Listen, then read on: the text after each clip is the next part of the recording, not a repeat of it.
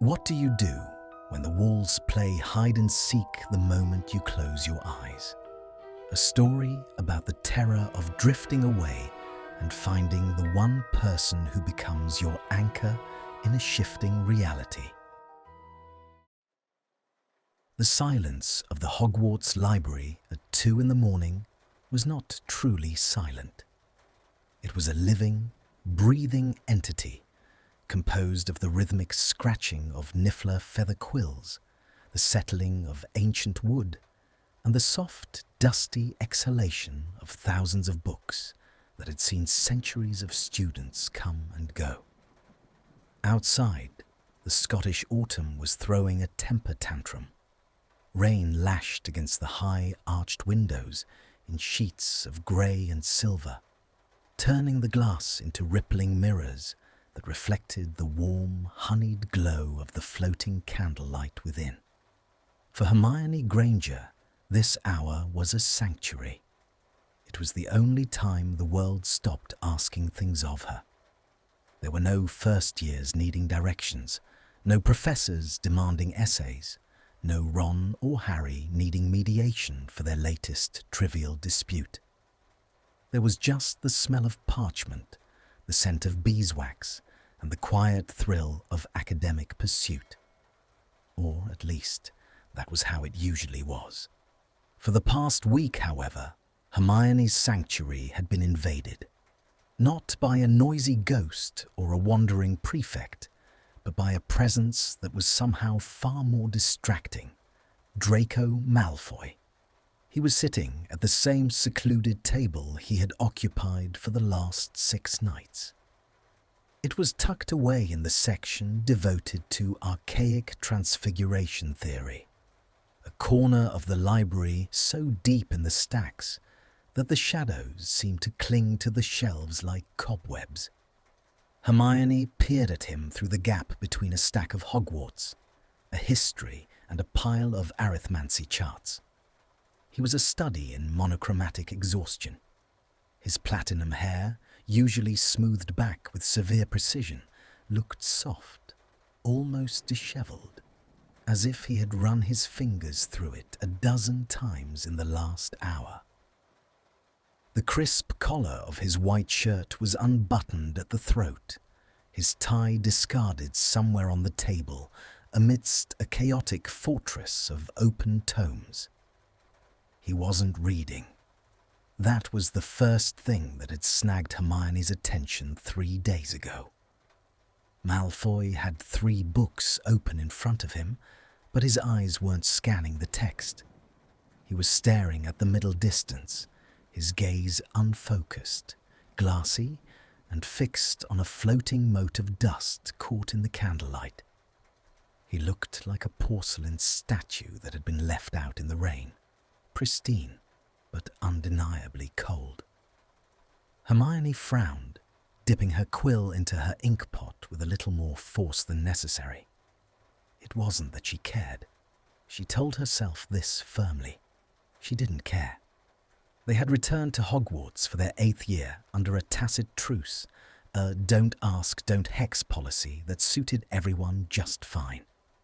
But Malfoy was peculiar, and Hermione Granger did not like unsolved puzzles. He took a sip from a delicate china cup that seemed to refill itself. He drank tea like it was a lifeline, not casually, not for enjoyment, but with the grim determination of a man taking medicine. The grand clock near the restricted section chimed the quarter hour, 2:15. At the sound, Malfoy flinched. It was a small movement, a sharp jerk of his shoulders, but in the stillness of the room, it was as loud as a shout. He blinked rapidly, shaking his head as if trying to dislodge water from his ears, and straightened his spine with painful rigidity. He reached for his quill, wrote 3 words, crossed them out, and then went back to staring at the candle flame. Hermione couldn't take it anymore. The curiosity was itching under her skin. She stood up. The scraping of her chair leg against the floorboards shattered the quiet. Malfoy's head snapped up. His grey eyes found her instantly, narrowing with a defensive sharpness that looked practiced, a shield raised before he even knew what the threat was. She gathered her notes, pretending she needed to search for a reference book in his section. As she walked toward him, the scent of the library shifted. The dry dustiness gave way to something sharper, the smell of bergamot, rain, and expensive, tired wizard. "You're going to burn a hole in that page if you keep staring at it, Malfoy," she said, her voice low, pitching it to the library's hush. Malfoy didn't relax. If anything, he grew tenser. He shifted his arm, subtly covering the parchment he'd been pretending to write on. "Granger," he rasped. His voice was rough, unused for hours. He cleared his throat, regaining that familiar, drawling cadence.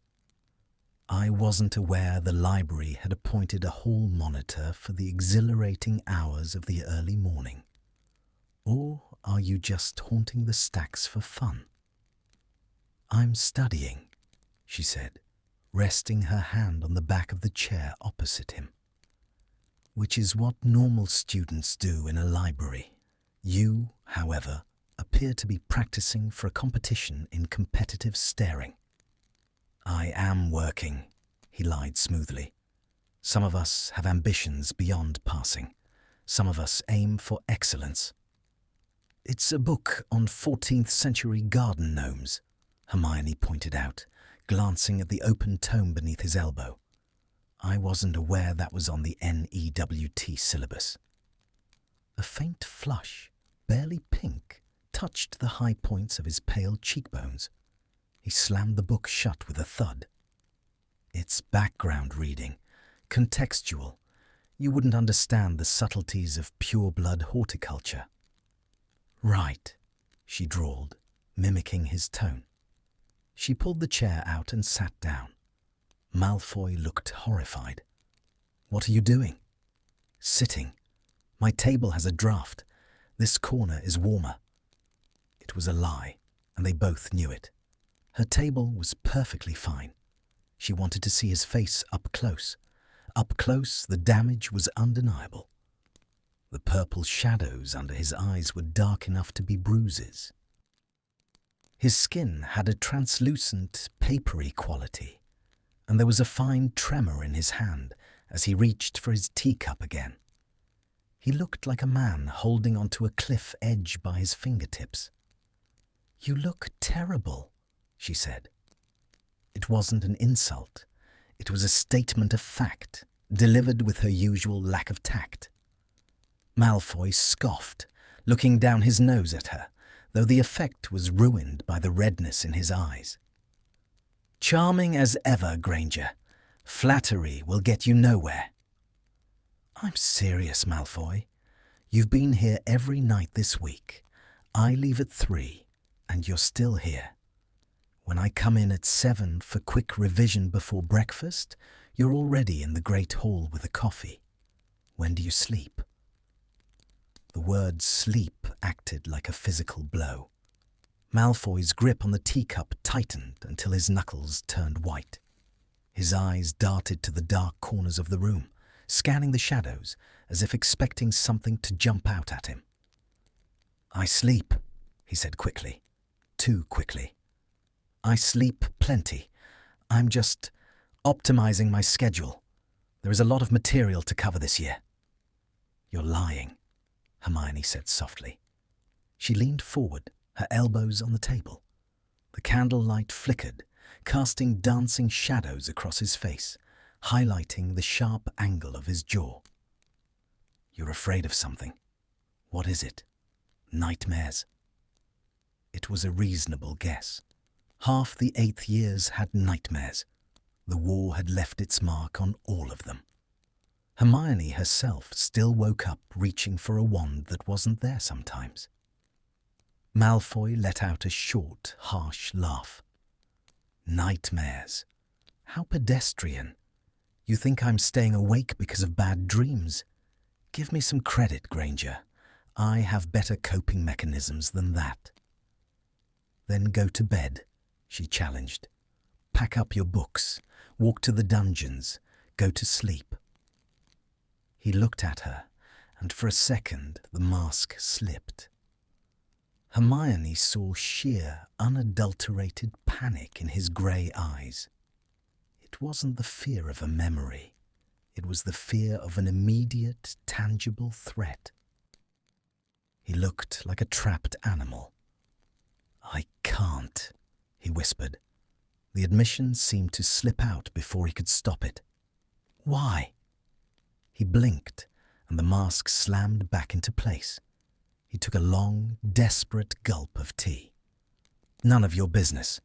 Go back to your own table, Granger. Leave me to my horticulture." Hermione didn't move. She watched him.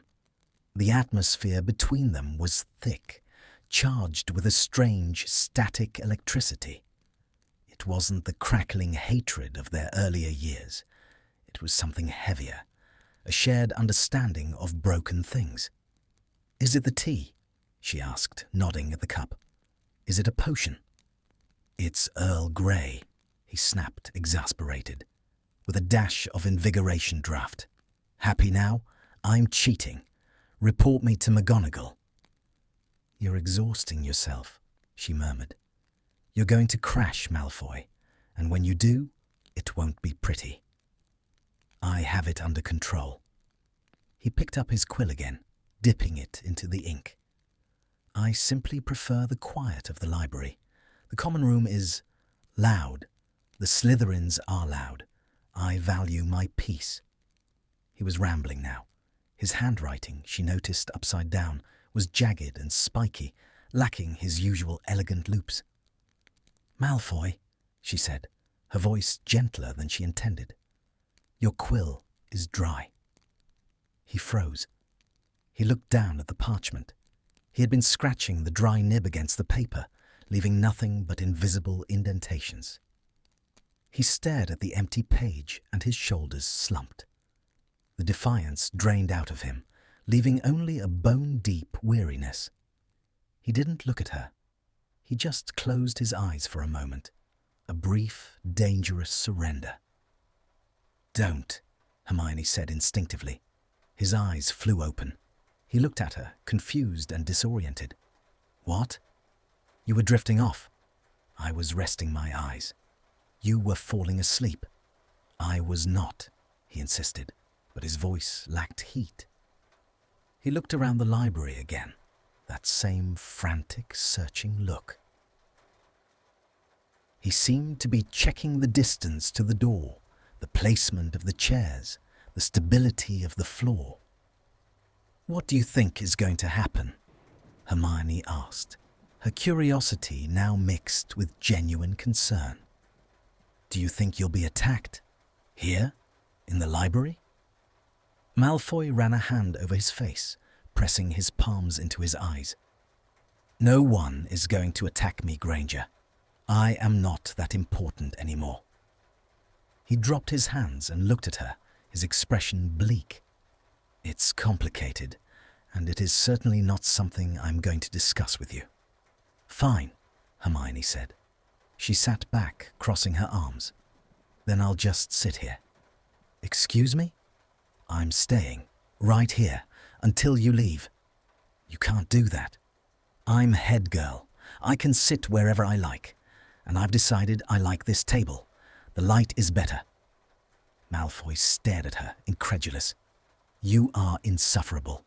You know that, don't you? Truly, deeply insufferable." "So I've been told," she smiled, a small, tight thing. "But I'm also awake, and apparently so are you, so you might as well have company." She reached out and pulled the book on 14th century garden gnomes toward her. "Let's see what's so fascinating about pureblood gardening, shall we?" Malfoy watched her, his mouth slightly open. He looked like he wanted to argue, to throw a stinging hex, to storm off. But he was too tired. The fight had left him days ago. Instead, He let out a long, ragged sigh that sounded like the wind in the chimney.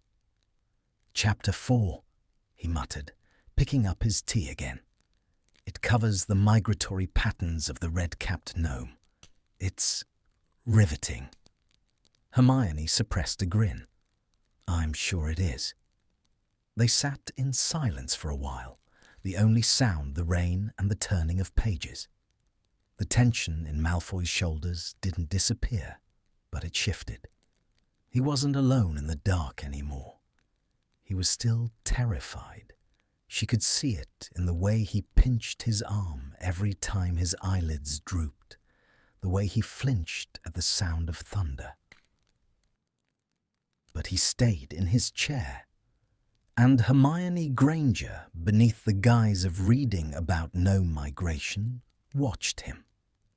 She watched the way the candlelight caught the silver of his rings, the way his eyelashes cast long shadows on his cheeks, and the way he fought a battle against his own body with a stubbornness that rivaled her own. There was a mystery here, a secret wrapped in exhaustion and Earl Grey, and Hermione had never been able to resist a mystery. Around 3 a.m, the rain softened to a gentle patter.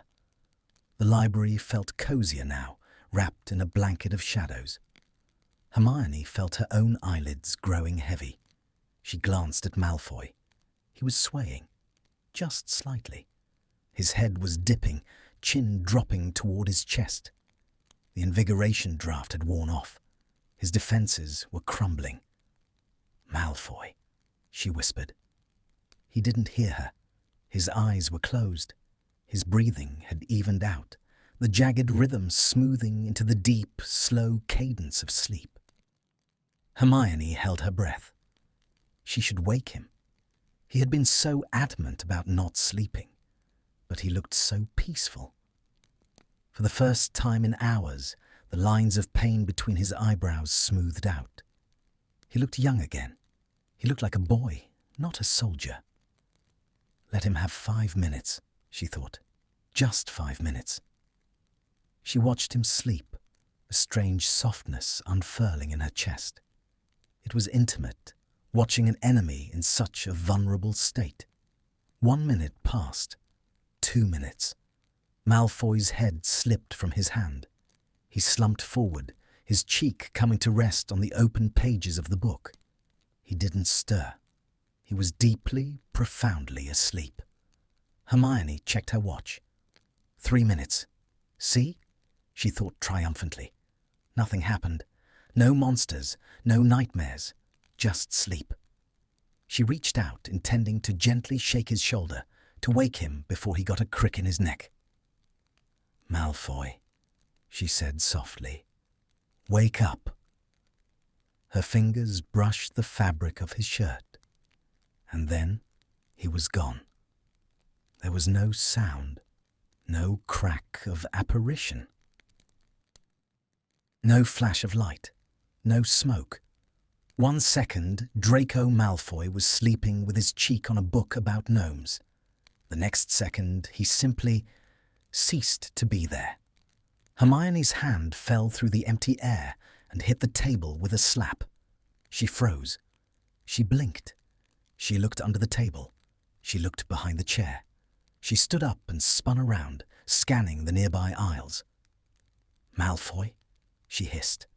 Silence answered her. The library was empty. The chair was still warm. The teacup was still steaming. The book was still open, a slight crease on the page where his cheek had rested. But Draco Malfoy had vanished into thin air. For a full 10 seconds, Hermione Granger did nothing but stare at the space where Draco Malfoy had been. The air where he had sat was undisturbed. There was no lingering swirl of magical residue, no scent of ozone that usually accompanied apparition, and certainly no cracks of displacement. The library was aggressively silent, save for the rain which had decided to redouble its efforts against the stained glass, drumming a chaotic rhythm that matched the sudden erratic beating of her heart. She reached out slowly, her hand passing through the empty space above the open book on gnomes. Nothing. Not an invisibility cloak, not a disillusionment charm. She checked the floor. No trapdoors. She checked the ceiling. No ropes. "Malfoy," she whispered again, feeling foolish. She cast Hominum Revelio. The spell washed over the library, a gentle ripple of magic that returned only one presence, her own. The librarian, Madame Pince, must have retired to her quarters hours ago. Hermione sat back in her chair, the leather creaking loudly. Her mind, usually a well-oiled machine of logic and categorization, was grinding its gears. You cannot apparate inside Hogwarts. It is written in Hogwarts, a history. It is a fundamental law of the castle's wards. And even if Malfoy, with his aristocratic disregard for rules, had somehow found a loophole, he had been asleep. People do not perform complex spatial magic while unconscious. She looked at his teacup. It was still full. She looked at his quill. It had rolled onto the floor. He hadn't left. He had been taken. Panic, cold and sharp, spiked in her chest. Had the Death Eaters found a way in? Was it a cursed object? Had the book on gnomes eaten him? She grabbed the volume of 14th century garden gnomes and shook it violently. Nothing fell out but a bookmark made of green velvet. She spent the next hour searching the library, checking every aisle, every shadow, every locked cabinet. She even checked the restricted section, earning a nasty bite on the finger from a grimoire on flesh-eating slugs. Draco Malfoy was gone. The next morning, the great hall was a cacophony of clattering cutlery and sleepy chatter. The enchanted ceiling was a miserable shade of slate grey, mirroring the exhaustion that weighed heavily on Hermione's eyelids. She hadn't slept. She had spent the remainder of the night in the common room, waiting for news of a missing student, for a scream, for something. She walked into the hall, her eyes scanning the Slytherin table with laser-like intensity. And there he was. Draco Malfoy was sitting in his usual spot, methodically buttering a piece of toast. He looked, if possible, worse than he had the night before. His tie was crooked, a blasphemy against his usual sartorial standards. And there was a smudge of something dark, perhaps soot, on his left cheek. But he was alive. He was solid. He was eating toast. Hermione felt a surge of relief so strong it made her knees weak, followed immediately by a wave of indignation that nearly set her hair on fire. She marched across the hall. She didn't care that she was interrupting the morning flow of traffic. She didn't care about the curious looks from the Hufflepuffs. She slammed her hands down on the Slytherin table, right next to his plate. "Where did you go?" she demanded. Malfoy jumped, his knife clattering onto the silver platter. He looked up at her, his grey eyes wide and rimmed with red. For a split second, she saw guilt, naked and terrified, before he shoved it behind a wall of sneering indifference. "Good morning to you too, Granger," he drawled, though his voice cracked on the last syllable. "I see manners are still not part of the Gryffindor curriculum." "Don't give me that," she hissed, leaning in closer. The smell of him was different this morning. Beneath the expensive cologne and the bergamot tea, there was the scent of dust and old tapestry wool. Last night, the library. 1 minute you were sleeping, the next you were gone, vanished into thin air. The few Slytherins nearby, Pansy Parkinson and Blaise Zabini, stopped eating and watched with undisguised interest. Malfoy picked up his napkin and dabbed at his mouth, buying time. I have no idea what you're talking about. I simply left. You were so engrossed in your reading, you must have missed it. Missed it? Hermione's voice rose an octave. I was staring right at you. Your cheek was on the book. I reached out to wake you up, and my hand went through you. You didn't walk away, Malfoy. You didn't even stand up. I am very stealthy, he said deadpan. You are not that stealthy. You are 6 feet tall and were unconscious. I am a ninja of the night, Granger, a phantom of the stacks. He took a bite of his toast, but his hand was shaking so badly the crumbs went everywhere. You're lying, she said, her voice dropping to a dangerous whisper. She reached out and plucked a small object from his hair, just above his ear. She held it up between them.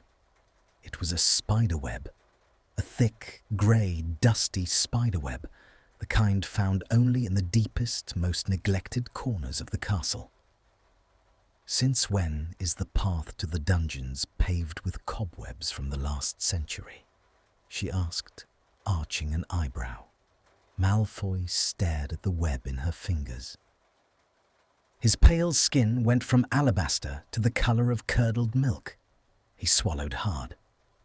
I took a shortcut. Through where? The Chamber of Secrets?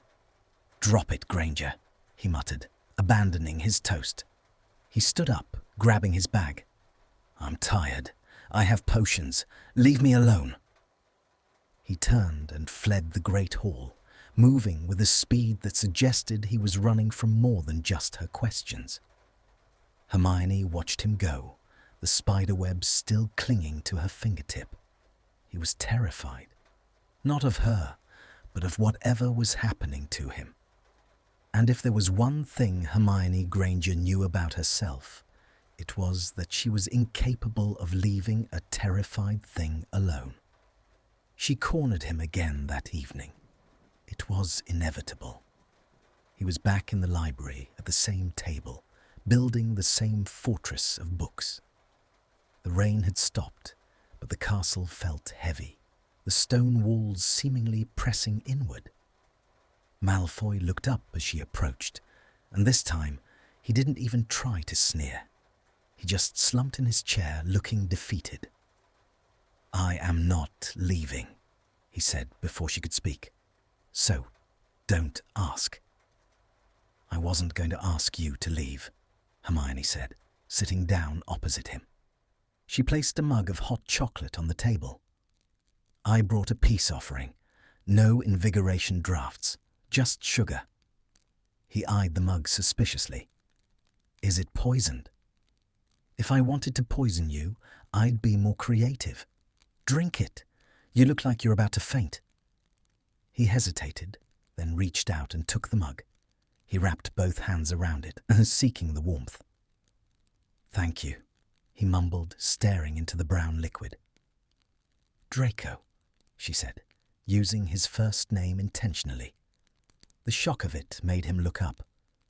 You can't keep doing this. I looked up the wards. There is no way to apparate within the walls. Even house elves have restrictions in the library to protect the books. So, tell me, how did you do it?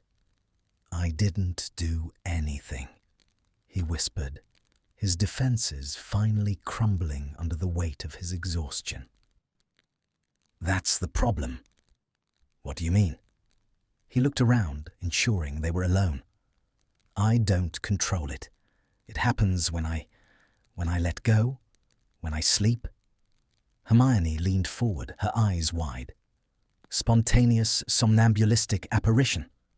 Stop trying to categorize it, he snapped, though without heat. It's not a spell. It's the castle. The castle. Hogwarts, he said, gesturing vaguely at the stone walls around them. It moves me. Hermione blinked. It moves you? Yes, he hissed, humiliation coloring his cheeks pink. Like a piece of furniture it doesn't like the placement of. Every time I fall asleep, I wake up somewhere else, somewhere random, Last night, he shuddered. Last night, I woke up in the trophy room, inside a display case. I had to unlock it from the inside. Do you have any idea how hard it is to pick a lock with a hairpin when you're half asleep and spooning a 1978 Quidditch cup? Hermione pressed her lips together. A laugh was bubbling up in her throat, wild and inappropriate. She bit the inside of her cheek to suppress it. The trophy room. The night before that, he continued, misery radiating off him. I woke up in the Hufflepuff common room. On the rug. They were very confused. I told them I was inspecting the floorboards. And the cobweb? The owlery, up in the rafters. I woke up next to a barn owl named Barnaby, who tried to eat my ear. Hermione couldn't help it. A small snort escaped her. Malfoy glared at her, but there was no real malice in it. Laugh all you want, Granger. It's a nightmare. I can't sleep in my bed because I don't know where I'll end up. Imagine if I woke up in the Black Lake or in the Forbidden Forest. So I come here. I try to stay awake, because if I don't sleep, the castle can't move me. But you can't stay awake forever, Hermione said, her amusement fading into concern. The body needs REM sleep. If you deprive yourself long enough, you'll start hallucinating. You'll go mad. I'm already mad, he muttered. I'm talking to you about my magical sleepwalking problem. Clearly, I've lost my mind. Hermione looked at him, really looked at him. The arrogance was gone, stripped away by fear and fatigue. He was just a boy who was afraid to close his eyes because the world, quite literally, shifted beneath him when he did. Why is it doing this? She asked softly. Magic always has a pattern, a reason. I don't know, he said, rubbing his temples. Maybe the castle is trying to kill me. Maybe it's rejecting me. After everything. After the war. Maybe it's spitting me out. His voice broke on the last sentence. The vulnerability was raw and painful. He believed it. He believed he was being expelled by the very stones of his home because of who he was and what he had done. Hermione felt a pang in her chest, sharp and sudden. No, she said firmly. He looked at her, surprised by her tone. Hogwarts doesn't work like that, she said. It defended the students. It's a place of safety. If it wanted you out, the gates wouldn't have opened for you in September. The stairs wouldn't connect for you. The room of requirement wouldn't answer you. Then why? He demanded, spreading his hands. Why is it treating me like a lost parcel? I don't know, Hermione admitted. But we're going to find out. Malfoy froze. We? Yes, we. You can't solve this alone. You're barely functioning. You need an observer, someone to monitor the variables. Absolutely not, he said, recoiling. I am not letting you watch me sleep, Granger. That is perverse and weird and intimate. Oh, get over yourself, Malfoy, she scoffed, though her own cheeks heated slightly. It's a scientific observation. I'll bring a notebook. I'll chart the magical fluctuations. We need to see what happens the moment you transition from wakefulness to sleep. We need to see the mechanism of the transport. I am not an experiment. You are currently a walking disaster, she corrected. And you told me yourself. You're afraid of waking up in the lake. Wouldn't it be better to have someone there to, I don't know, grab your ankle? Or at least see where you go so they can come get you? Malfoy opened his mouth to argue, then closed it. He looked at the stack of books he had been hiding behind. He looked at his shaking hands. He looked at the dark, cavernous expanse of the library that had become his prison. "You'll take notes?" he asked weakly. "Copious ones. And you won't draw on my face? I am head girl Malfoy, not a first-year prankster." He sighed, a long, rattling sound of defeat. He slumped forward, resting his forehead on the cool wood of the table. "Fine, fine. Do your worst, Granger. But if I wake up in the girls' lavatory on the second floor, I am blaming you." "Deal," she said, a small, triumphant smile playing on her lips. The atmosphere in the library shifted. The tension of the unknown settled into something else, a pact. The air felt charged, not with fear, but with anticipation. The candlelight seemed to burn a little brighter, casting a warm, golden circle around the two of them, isolated in the vast darkness of the castle. "So," Hermione said, pulling a fresh roll of parchment from her bag, "let's establish the baseline. When was the last time you slept for more than an hour without teleporting?" Malfoy lifted his head. His eyes met hers, and for the first time in a week, there was a flicker of something that wasn't exhaustion. It was a tiny, fragile spark of trust.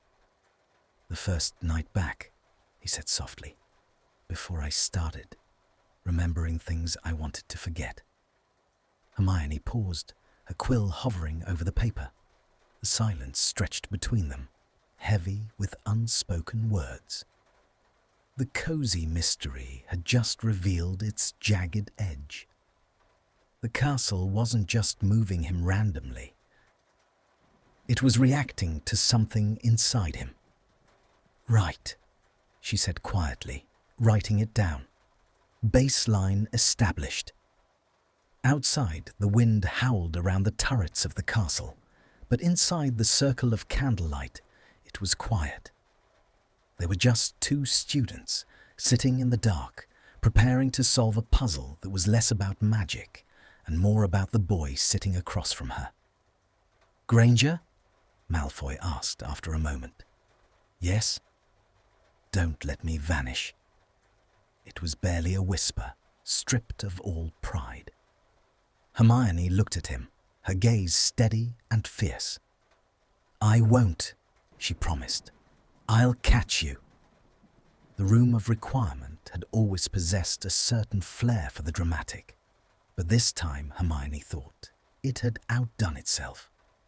She had paced in front of the blank stretch of wall on the 7th floor, thinking clearly.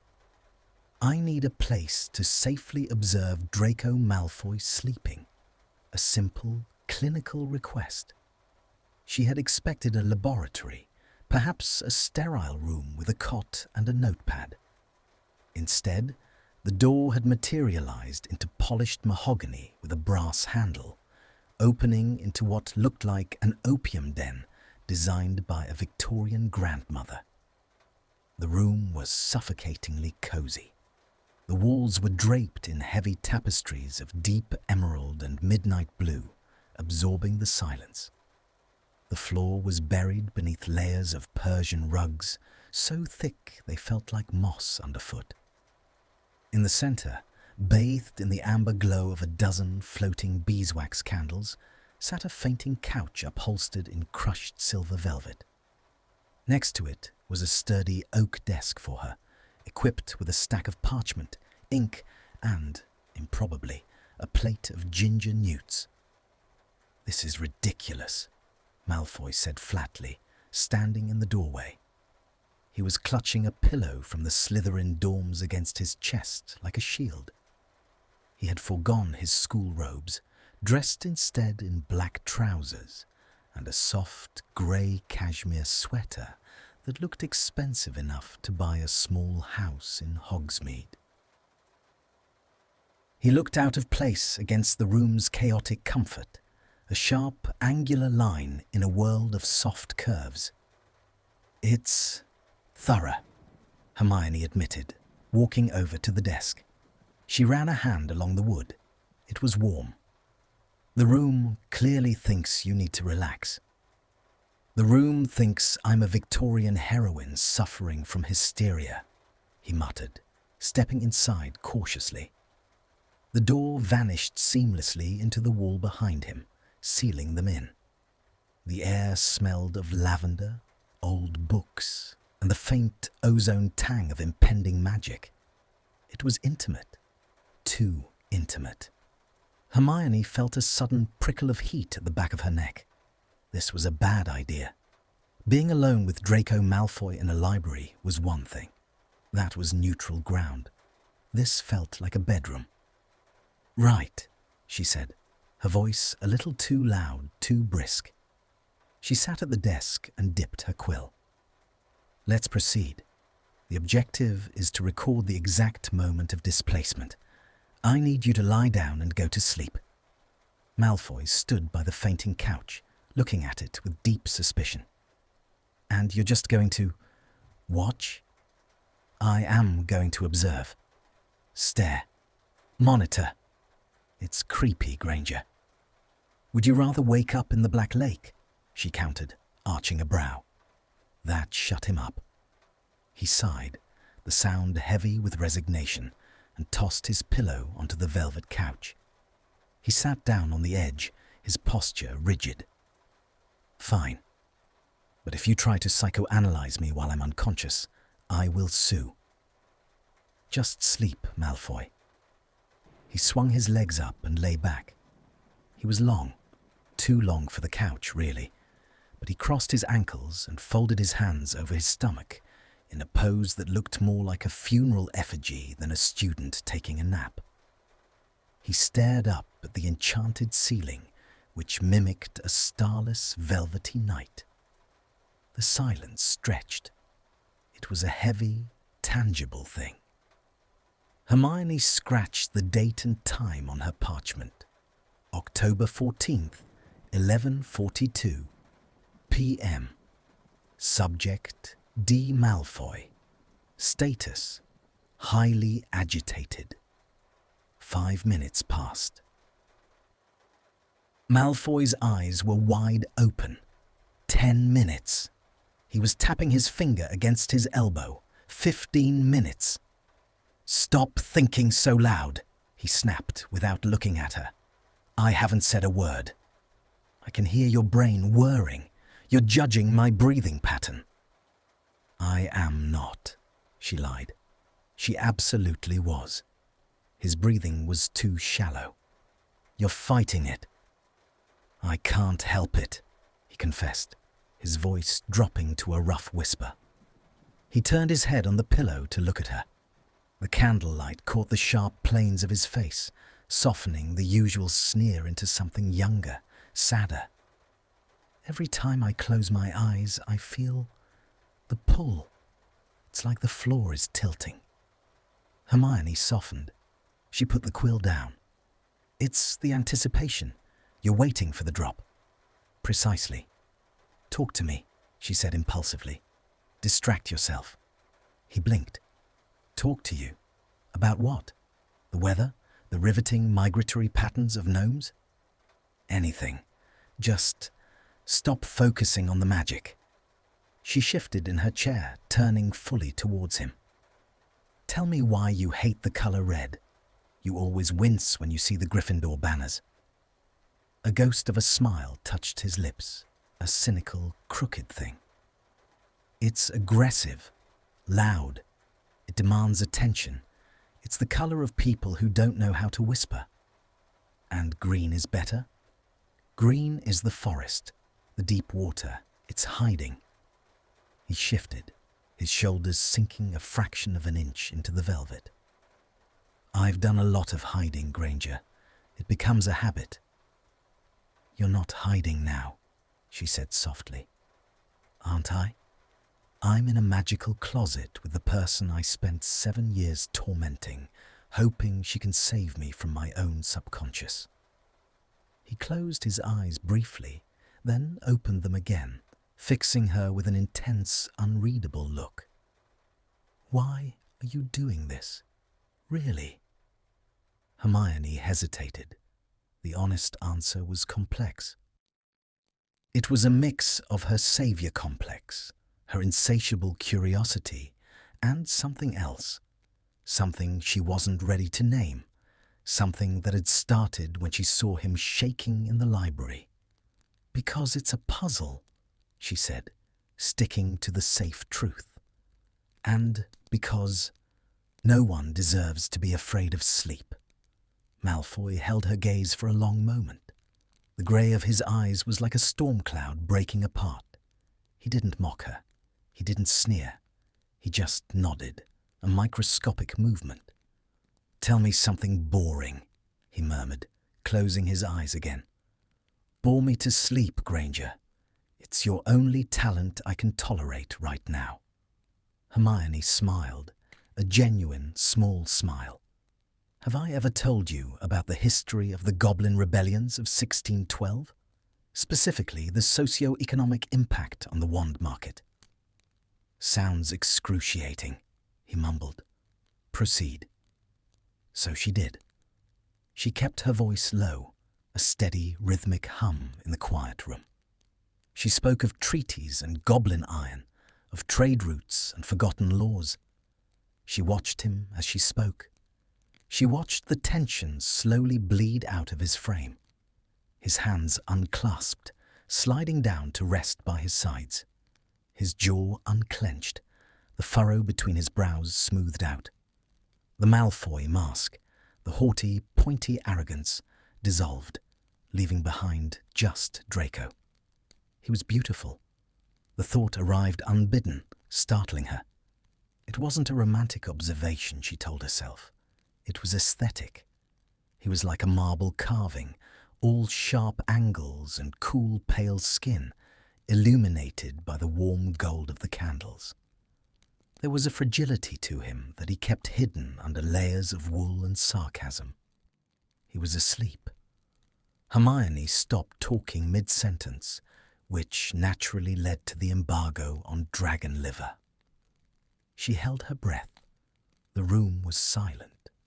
The only sound was the soft hiss of a melting candle and the steady, deep rhythm of his breathing. She picked up her quill, moving with agonizing slowness. 12:20 a.m. Subject has entered stage 1 sleep.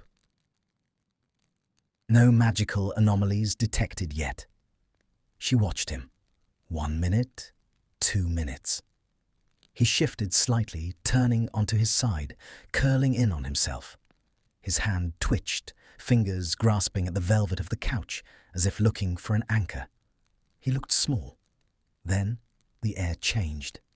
It wasn't a sound. It was a pressure drop. Her ears popped.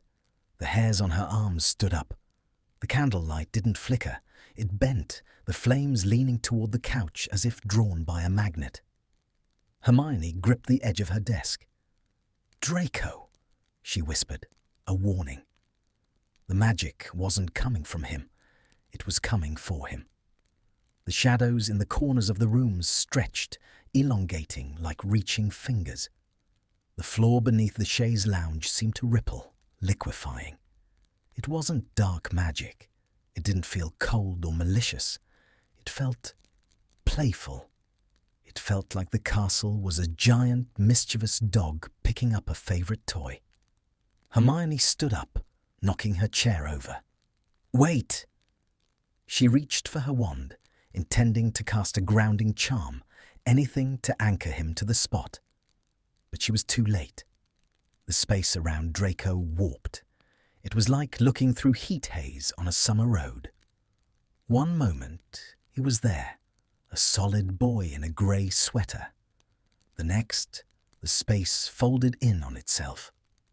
He didn't vanish. He was folded out of existence, pulled through a gap in reality that shouldn't have been there. There was a soft pop, like a bubble bursting. The couch was empty. The pillow still held the indentation of his head. "Damn it," Hermione swore, grabbing her bag and her wand. She didn't panic. She had prepared for this. She pulled out the Marauder's map, borrowed from Harry with a promise of "don't ask, "Don't tell," and tapped it with her wand.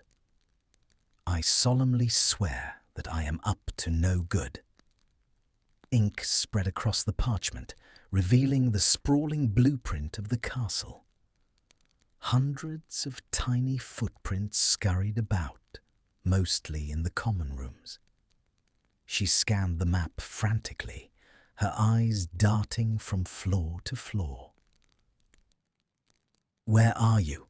Where did it put you?" She checked the dungeons. Empty. She checked the library. Empty. She checked the astronomy tower. Empty. "Come on," she hissed, squinting at the ink. Then she saw it. A tiny dot labelled Draco Malfoy. He wasn't in a room. He wasn't in a corridor.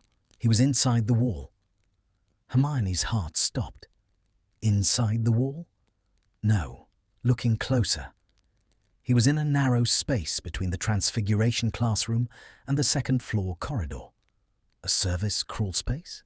A secret passage? She bolted from the room of requirement, the door vanishing behind her. She ran. Her footsteps echoed through the silent castle, the sound of her own frantic breathing filling her ears.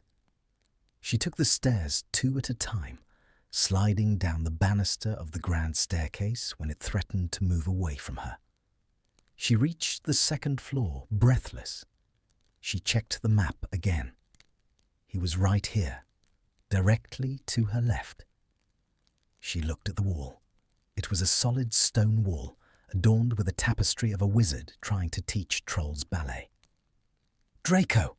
she called out, pressing her ear to the stone. "Granger!" The voice was muffled, distant, and laced with absolute misery. "Where are you?" "I am..." There was a scuffling sound, then a thud. "I appear to be in a dumbwaiter, a very small dumbwaiter." Hermione let out a laugh, a sharp, hysterical burst of relief. "A dumbwaiter!" "It's dark," he called out, his voice rising in pitch. "And it smells like old cabbage. Get me out of here." "Okay, hold on. Don't move." "I can't move. My knees are in my ears." Hermione stepped back, raising her wand. She needed to be precise. Alohomora won't work on stone. Descendium? No. She scanned the tapestry. There was a hidden latch behind the troll's tutu. She had read about the old service tunnels in Hogwarts, our architectural history. She found a loose stone near the floor and pressed it. With a grinding rumble, a section of the wall slid aside, revealing a small, dusty shaft meant for transporting food trays between floors. And there, wedged tightly into the wooden lift box, was Draco Malfoy. He was curled into a ball, his long legs folded awkwardly against his chest, his head pressed against the top of the box. He looked like a spider trying to fit into a matchbox. He was covered in cobwebs, and there was a smudge of grey dust on the tip of his nose. He blinked at the sudden light, squinting at Hermione. "You took notes, I assume?" he asked, his voice dripping with attempted dignity. Hermione looked at him, the heir to the Malfoy fortune, the boy who had once walked these halls like he owned them, now packed into a food lift like a forgotten lunch. She shouldn't laugh. It was mean. It was cruel. She laughed. She couldn't help it. She laughed until she had to lean against the wall for support. "Stop it!" he hissed, trying to untangle his limbs. He managed to get one leg out, then fell forward, tumbling out of the shaft and onto the stone floor in a heap of grey cashmere and dust. He scrambled to a sitting position, brushing frantically at his clothes. "It's not funny, Granger. I could have suffocated." "You were in a food lift," she gasped, wiping tears from her eyes. "The castle tried to send you to the kitchens. It tried to compost me." He glared at her, but the effect was ruined by the cobweb draped over his left ear. Hermione took a deep breath, Trying to steady herself, she reached out, her hand hovering near his face. He flinched, leaning back. "Hold still," she said gently. She reached forward and plucked the cobweb from his ear. Her fingers brushed his temple. His skin was cold, clammy with sweat. The laughter died in her throat, replaced by a sudden rush of sympathy. He was trembling. "You're okay," she said softly, her eyes locking with his. "I found you, just like I said I would." Malfoy froze.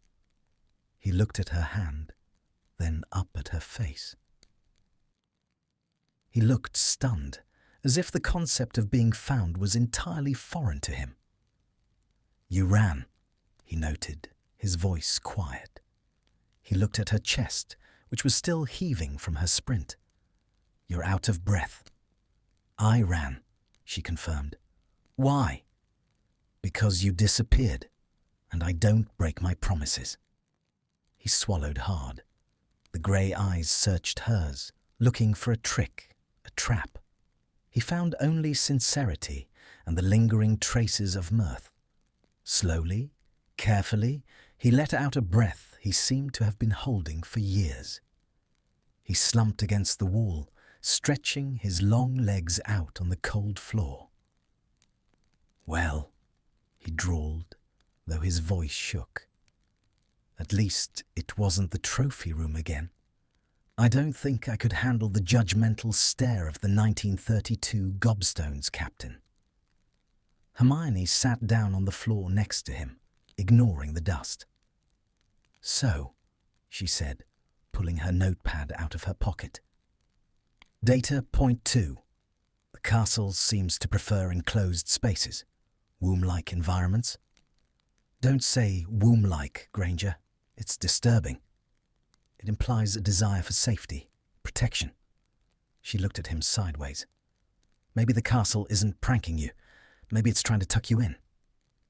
Malfoy snorted, picking a piece of lint off his sweater.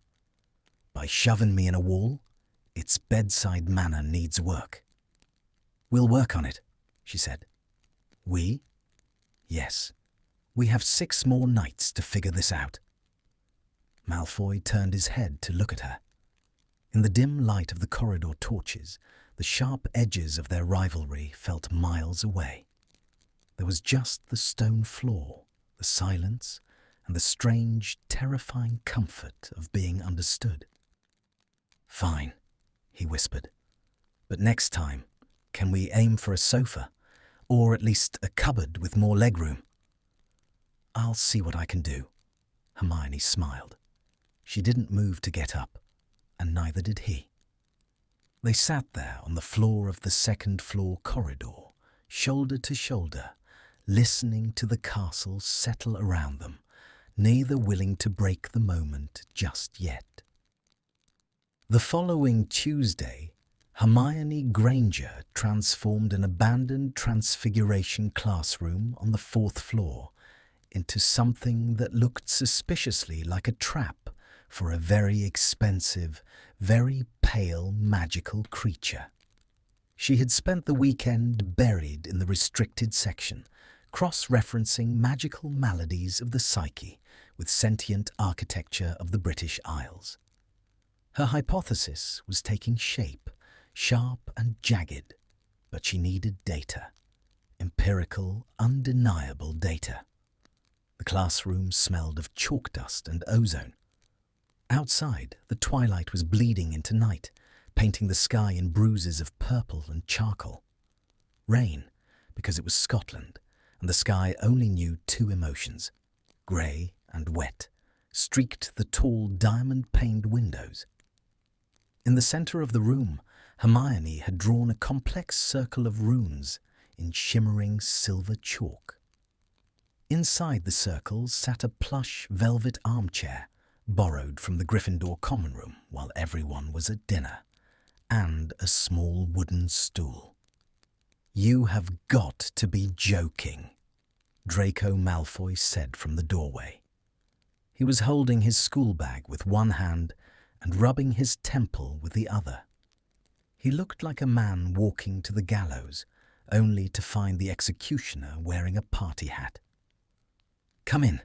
Close the door," Hermione instructed, not looking up from her notebook. She was adjusting a brass metronome that was ticking with a slow, hypnotic rhythm. "We have a lot of variables to test tonight." Malfoy stepped inside, the heavy oak door clicking shut behind him.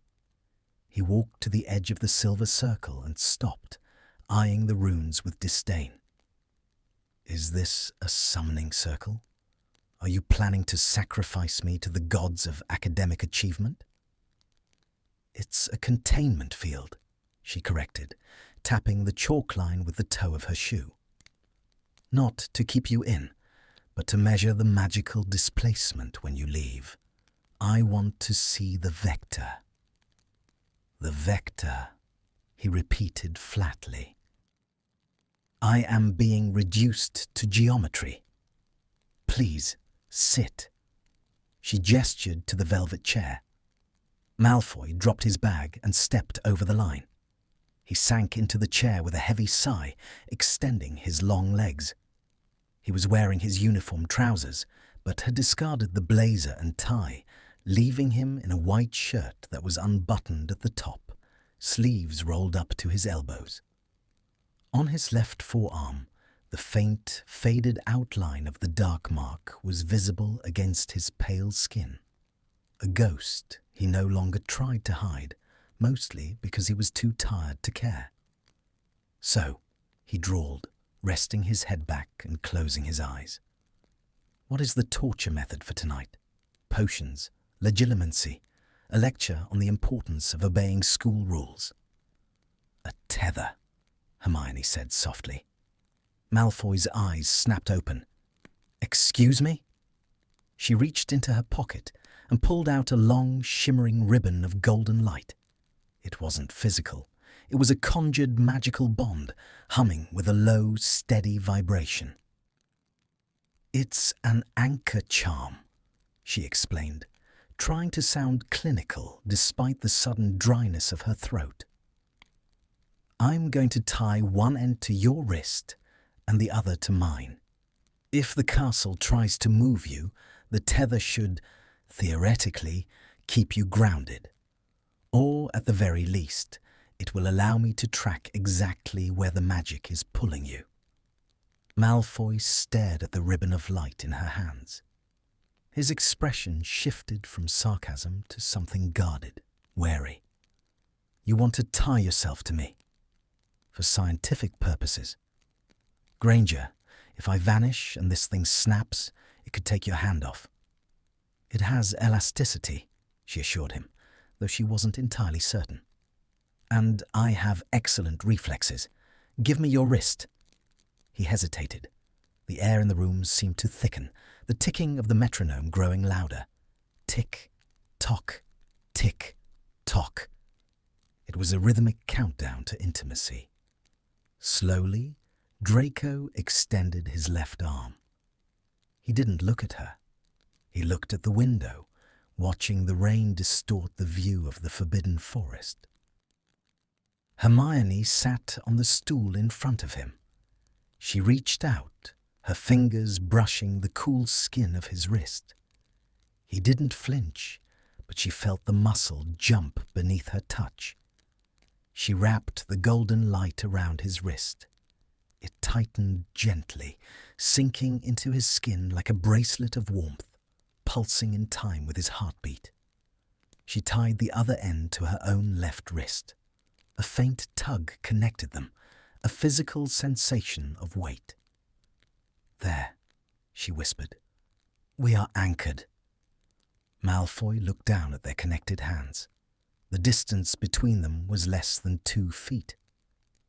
"This is ridiculous," he murmured, but his voice lacked its usual bite. "If anyone walks in, the rumors will be legendary." "Then you'd better fall asleep quickly so we can finish." "You make it sound so easy." He shifted, trying to get comfortable. "Do you have any idea what it's like? Trying to sleep when you know the floor might turn into a ceiling?" "Tell me," she said. "Describe the sensation.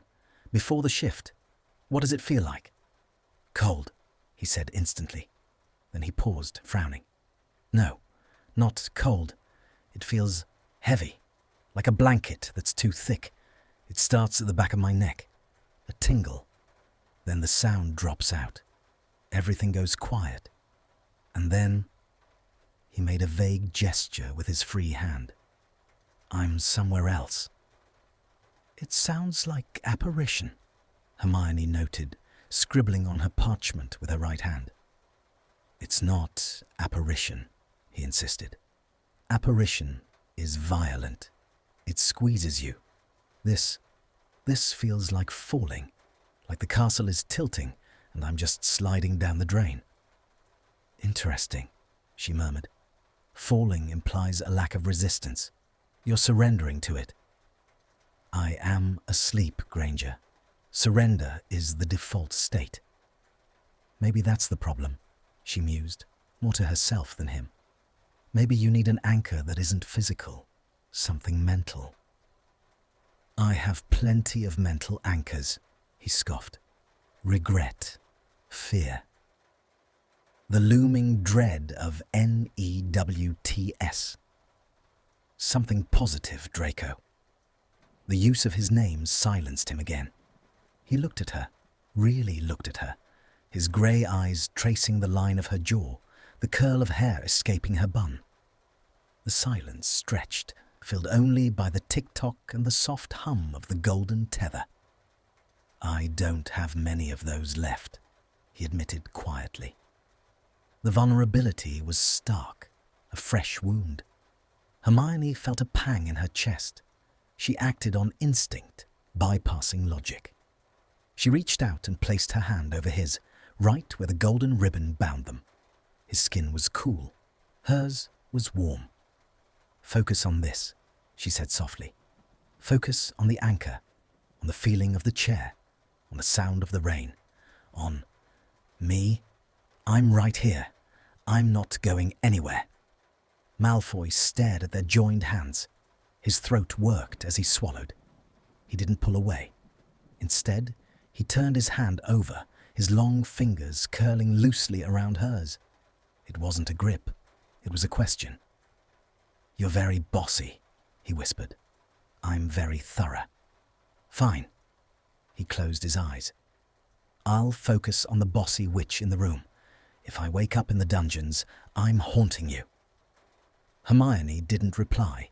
She sat perfectly still, her thumb brushing the back of his hand in a slow, rhythmic, soothing motion. 10 minutes passed. The metronome ticked. The rain drummed. Draco's breathing slowed. The tension that held his body in a permanent state of fight or flight began to unspool. His fingers relaxed in hers, heavy and warm. Hermione watched the magical readings on her periphery, but her focus was entirely on the boy in the chair. He looked so young when he slept. The lines of bitterness around his mouth smoothed out. He looked like the boy she had seen on the train in first year, before blood purity and wars and marks had ruined everything. Tick, tock, tick. Her eyelids grew heavy. The rhythm was lulling her too. It was peaceful here, in this circle of runes, with the rain shutting out the rest of the world. Then she felt it. It started as a vibration in the tether, a low hum that travelled up her arm and rattled her teeth. The air pressure in the room dropped. The silver chalk lines on the floor began to glow with a pulsing rhythmic light. "It's happening." Hermione gripped his hand tighter. "Draco," she whispered, not to wake him, but to ground him. "Stay." The magic swelled. It wasn't the sharp crack of a spell. It was a wave. The castle was waking up. Hermione could feel the intent of the stone. It wasn't malicious. Draco had been wrong. It wasn't trying to spit him out. It felt lonely. The magic felt incredibly, achingly lonely. It was reaching for him, wrapping around him like a desperate embrace. It wanted to pull him into its depths, to hide him away in its secret pockets. It's trying to keep him, she realized with a jolt. It thinks he's broken, and it's trying to put him back in the box for safekeeping. No, Hermione said firmly, pouring her own magic into the tether. He's not yours to take. The air warped. The view of the classroom rippled like water. Draco remained asleep, but he whimpered, a low sound of distress. He was sliding. The gravity of the room had shifted. Hermione dug her heels into the floor. The golden ribbon pulled taut, singing with tension. She felt the jerk, a physical yank on her arm as Draco's body began to fade, turning translucent. "I've got you!" she yelled, ignoring the absurdity of shouting at a building. She didn't let go. She pulled back. The conflict of magic was dazzling. The ancient, heavy magic of Hogwarts versus the stubborn, precise will of Hermione Granger. The golden light flared, blindingly bright. Crack. Not the sound of apparition, but the sound of air rushing back into a vacuum. Hermione was thrown backward, her stool toppling over. She hit the floor hard, the wind knocked out of her. The room spun. She gasped, pushing herself up on her elbows, her hair wild around her face. Draco! She looked at the velvet chair. It was empty. The tether was gone. The silver runes were scorched black. Panic, familiar and sharp, clawed at her throat. She scrambled to her feet. Draco! I'm here. The voice came from above. Hermione looked up, and then she looked up. Draco Malfoy was sitting on top of a tall, dusty bookshelf in the corner of the room, about 10 feet in the air. He was clutching the top edge of the wood, looking down at her with wide, bewildered eyes. His legs dangled over the side. He wasn't in the dungeons. He wasn't in the lake. He wasn't even in the corridor. He was still in the room. Draco looked around his high perch, then down at Hermione. I didn't leave. Hermione let out a breath that was half laugh, half sob. She ran to the base of the bookshelf. You didn't leave. The tether worked. Well, partially. It kept you within the localized zone. Granger, Draco called down, his voice trembling slightly. Get me down. This is incredible. Hermione was beaming, her earlier panic replaced by the thrill of discovery. The vector was minimized by 99%. The anchor provided enough resistance to counteract the castle's displacement protocol. Granger. What? I am on top of a bookshelf. I am afraid of heights. You play Quidditch. That is on a broom. This is a dusty piece of furniture with no structural integrity. Hermione laughed. She couldn't help it. The sound rang clear and bright in the gloomy room. She whipped out her wand. Wingardium Leviosa. Draco floated gently off the shelf, his expression a mix of relief and utter mortification. She guided him down until his feet touched the stone floor. As soon as he landed, his knees buckled. Hermione stepped forward and caught him. It was an instinctive catch, arms going around his waist to steady him. He grabbed her shoulders, his grip tight. They stood there, chest to chest, tangled in the aftermath of the magic. He smelled of rain and fear and that distinct, sharp scent of ozone. He was breathing hard, his heart hammering against her chest. You stayed, she whispered, looking up at him. Draco looked down. His pupils were blown wide, swallowing the grey. He looked shaken, but for the first time, he didn't look haunted. He looked amazed. You held on, he said, his voice raspy. I felt it. I was falling, and then something pulled me back. I told you, she said, her voice trembling slightly. "I don't break my promises." He didn't let go of her shoulders. He stared at her face as if memorizing it. The sarcasm was gone. The barriers were down. There was just the boy who had been falling and the girl who had caught him. "You're insane," he murmured, but it sounded like a compliment. "Complete lunatic. Who fights a castle?" "I do," she said. Draco let out a shaky breath, his forehead dropping to rest against hers for a fleeting second, a touch so light she might have imagined it. Then he pulled back, just enough to look her in the eye again. "Okay," he said. "Okay. The tether works." "It works," she agreed, stepping back, though her hands lingered on his arms for a moment longer than necessary. "So," he brushed a piece of dust off his shirt, trying to regain his composure. "Same time tomorrow? Or do you have other furniture you'd like me to inspect from the ceiling?" Hermione smiled, feeling a warmth that had nothing to do with magic spreading through her veins. "Tomorrow," she said. "And Draco." He paused at the door, looking back. "Next time, we'll try the sofa." He gave her a look, a small, genuine smirk that reached his eyes. "The sofa sounds acceptable, Granger. Good night." "Good night." He left, and Hermione was alone in the classroom. But the room felt different now. The metronome was still ticking, but the loneliness was gone. The air felt charged, electric, and undeniably alive. She touched her wrist, where the phantom warmth of the golden tether still lingered.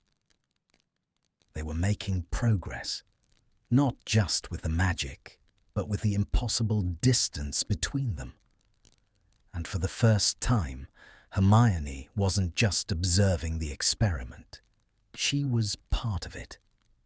The fifth night brought a storm that rattled the very teeth of the castle.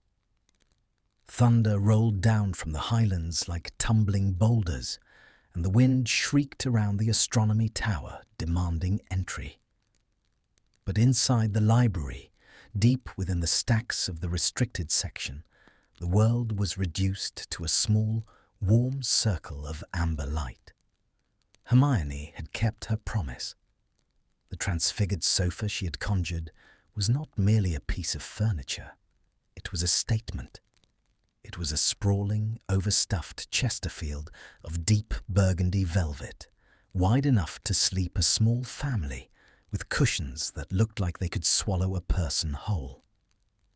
"It's excessive," Draco noted, eyeing the sofa as he unbuttoned his cuffs. "It's practical," Hermione countered, settling onto the left side and pulling a heavy wool blanket over her knees. "If you're going to be magnetically pulled through space-time, you might as well have a soft landing." She held out her hand. Wrist. The ritual had become dangerously routine. Draco sat on the opposite end of the sofa, leaving a respectable 2 feet of velvet between them. He extended his left arm. He didn't look at the window or the books anymore.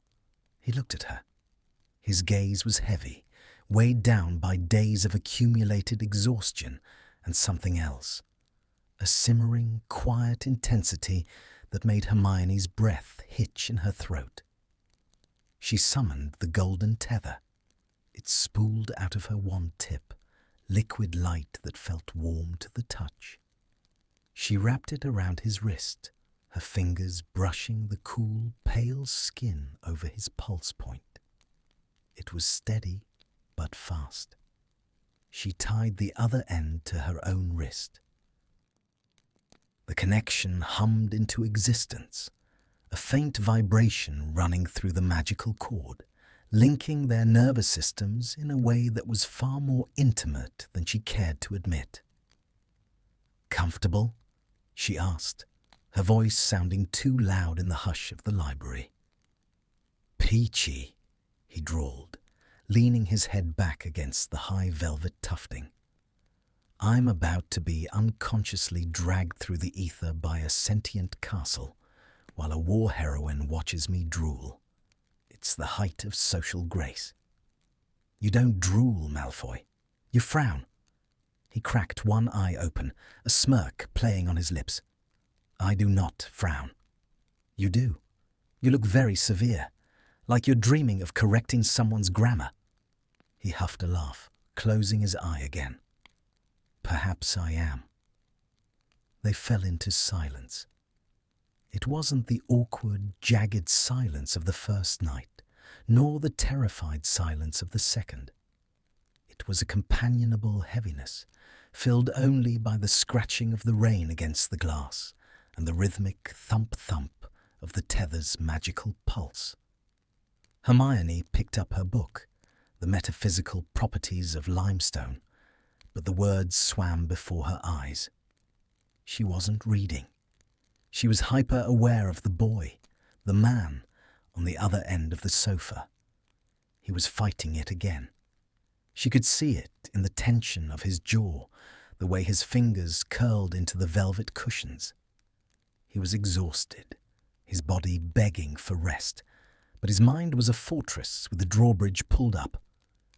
"You're doing it again," she whispered. "Doing what?" His voice was a rasp, rough with sleep deprivation, waiting for the floor to drop out. Draco sighed, a long, rattling exhalation. He turned his head to look at her, his cheek pressing into the velvet. "It's hard to break the habit, Granger. Uncertainty has been my constant companion for a long time." "You're safe here," she said.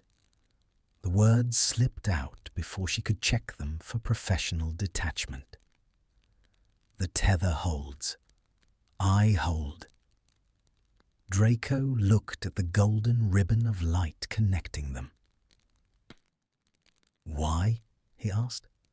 The question was simple, but the weight behind it was crushing. Why what? Why are you doing this?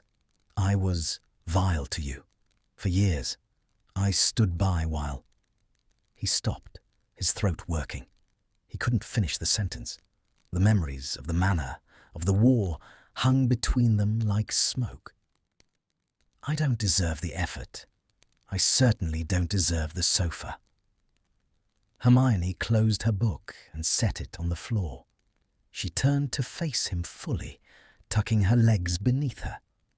The candlelight flickered, casting shadows that danced across his face, highlighting the sharp cheekbones and the vulnerability in his eyes. "It's not about what you deserve, Draco," she said softly. "It's about who you are now. You're here. You came back. You're trying." "I came back because I had nowhere else to go," he muttered bitterly. "The manor is a mausoleum. My mother is in France. I'm just adrift." "You're not adrift," she corrected him. She raised her left hand, lifting the tether. The golden light swung between them. "You're anchored." He stared at the light, mesmerized. "You have a savior complex the size of a dragon, you know that?" "So, I've been told. It must be exhausting. It keeps me busy." A faint smile touched his lips, but it didn't reach his eyes.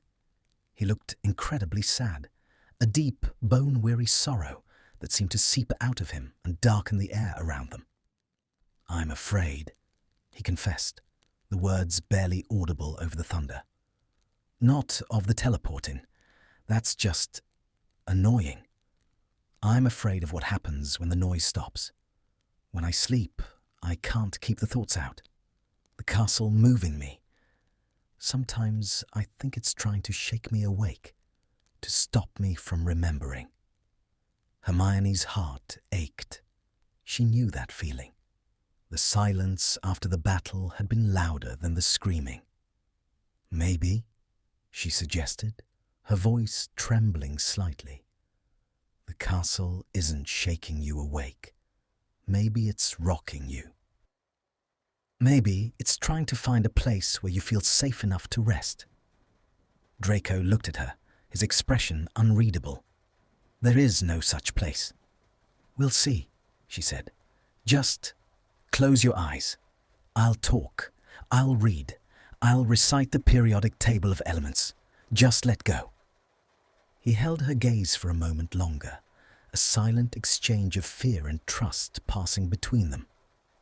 Then, slowly, he nodded. He adjusted his position, sliding down slightly, his head finding a more comfortable groove in the cushions. "The periodic table," he murmured. "Don't you dare." "Alkali metals," she began softly, her voice a low hum. "Lithium, sodium, potassium." She recited the elements like a lullaby. The cadence of her voice, steady and sure, filled the space between them. Draco listened. She watched his breathing slow. She watched the tension drain from his shoulders, inch by inch.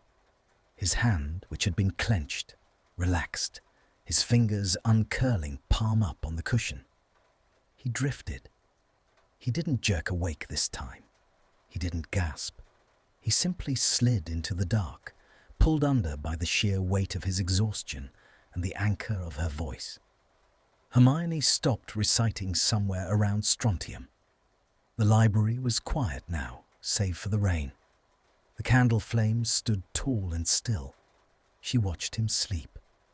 It was a dangerous pastime, she realized.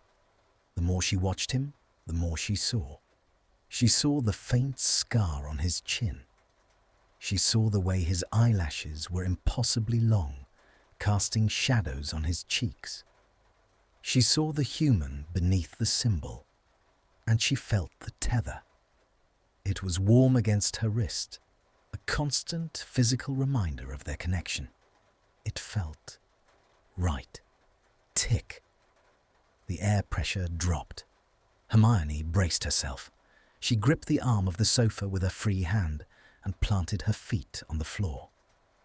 "Ready," she whispered to the empty air. The tether began to hum. The golden light pulsed, growing brighter. But this time, it felt different. The pull wasn't a violent yank away from her. It wasn't trying to drag him into a wall or onto a bookshelf. The pull was sideways. The magic of the castle surged, thick and playful, swirling around the sofa like a cat winding through legs. The space on the sofa between them rippled. The velvet seemed to compress. Draco moaned in his sleep, a soft sound of confusion. "Stay," Hermione commanded, pouring her will into the bond. The world blinked. There was no pop, no crack, just a sudden, seamless shift in reality. One moment, Draco was on the far end of the sofa 2 feet away. The next moment, the distance had vanished. Hermione gasped as a weight suddenly pressed against her right side. The air displaced by the teleportation rushed out in a warm gust. Draco hadn't left the room. He hadn't even left the sofa. The castle had simply deleted the space between them. He was now curled up against her side. His head had moved from the cushion to her shoulder, his nose buried in the curve of her neck. His arm, seeking warmth in the transition, was thrown loosely across her lap. Hermione froze. She stopped breathing. Every muscle in her body locked up. He was on her. Draco Malfoy was asleep on her shoulder. She could feel the heat radiating off him. She could feel the steady puff of his breath against her collarbone, warm and rhythmic. She could smell the soap he used, the scent of parchment, and the underlying masculine scent of him. "Oh," she breathed, her voice a tiny squeak. She looked at the tether. The golden ribbon had shortened, shrinking to accommodate the new proximity. It glowed happily, pulsing with a slow, contented rhythm. The castle was laughing at her. She was sure of it. She could practically feel the stone walls snickering. "He needs a safe place," she had said. "Here," the castle had replied. "He is safe here." Hermione looked down at the blonde head resting on her shoulder. His face was completely relaxed, smoothed of all lines and worry. He wasn't twitching. He wasn't frowning. He was deeply, profoundly asleep. She should wake him. She should shove him off. This was inappropriate. This was a violation of boundaries. This was warm. It was incredibly warm. And he was so heavy. And he looked so peaceful. If she moved, she would wake him. If she woke him, the spell would break, the fear would return, and the walls would go back up. Hermione Granger made a choice. She slowly, carefully exhaled. She relaxed her shoulders, allowing his weight to settle more fully against her. She didn't push him away. Her hand, the one not tethered, hovered for a moment, unsure of what to do. Then, acting on an impulse she refused to analyze, she lowered it. Her fingers lightly brushed the hair at the nape of his neck. He sighed in his sleep, a sound of utter contentment, and snuggled closer, his hand on her lap, tightening its grip on the fabric of her skirt. Hermione stared at the candle flame, her heart beating a frantic rhythm against her ribs that she prayed he couldn't hear. "Okay," she whispered to the storm outside. "Okay." She didn't move for the rest of the night. She sat as still as a statue, guarding his sleep, while the golden tether bound them together in the quiet dark, and the castle settled into a satisfied silence. Morning arrived not with a bang, but with the intrusive, dusty gold of a sunbeam slicing through the high windows of the library. It struck Hermione directly in the eye, pulling her from a shallow, restless doze. She blinked, groggy and disoriented. Her neck was stiff, a dull ache radiating down her spine. Her left arm was asleep, completely numb, a dead weight in her lap. She tried to shift, to stretch, and then she remembered. The weight on her shoulder wasn't a blanket. The warmth pressing against her side wasn't a heating charm. She froze, her heart giving a painful thud against her ribs. Draco Malfoy was still there. He hadn't moved an inch. In fact, if anything, he had burrowed deeper during the night. His face was pressed into the junction of her neck and shoulder, his breath warm and steady against her skin. His left hand, still tethered to hers by the now faint glimmer of the golden ribbon, was resting on her thigh. His fingers curled loosely into the fabric of her skirt. He was heavy, he was solid, and he was impossibly, recklessly asleep. Hermione stared at the ceiling, barely daring to breathe. This was it, the moment of reckoning. Any second now, he would wake up. He would realize he was using the head girl as a human pillow. He would recoil. He would sneer. He would make a joke about mudblood germs to cover his mortification. She braced herself for the rejection. She told herself she wanted it. It would restore the natural order of things. Draco stirred. He let out a low, rumbling groan, a sound of pure morning protest. He shifted, rubbing his cheek against the wool of her cardigan. He didn't pull away. Instead, he tightened his grip on her leg, his thumb brushing back and forth in a sleepy, instinctive caress. 5 more minutes, he mumbled into her neck. His voice was thick with sleep, rough and unrecognizable. Hermione's breath caught in her throat. He didn't know who she was. He thought he was in his bed, perhaps imagining a pillow or someone else. "Draco," she whispered, the name slipping out before she could stop it. The sound of his name acted like a douse of ice water. She felt his entire body go rigid against hers. The rhythmic stroking of his thumbs stopped, his breathing suspended. For 3 agonizing heartbeats, neither of them moved. The silence in the library was deafening, broken only by the distant chime of the clock tower. Then Draco pulled back. He didn't scramble. He didn't fall off the sofa. He simply lifted his head, peeling himself away from her warmth with a slowness that felt reluctant. He sat up, running a hand through his chaotic platinum hair, blinking rapidly against the sunlight. He looked at her. His eyes were hazy, the grey soft and unguarded. There was a red imprint of her cardigan's knit pattern on his cheek. He looked dishevelled, soft, and terrifyingly human. He cleared his throat, the sound harsh in the quiet air. He looked down at his hand, still resting near her knee, and snatched it back as if burned. I stayed. You stayed, Hermione confirmed, her voice trembling slightly. She rubbed her numb arm, trying to get the blood flowing.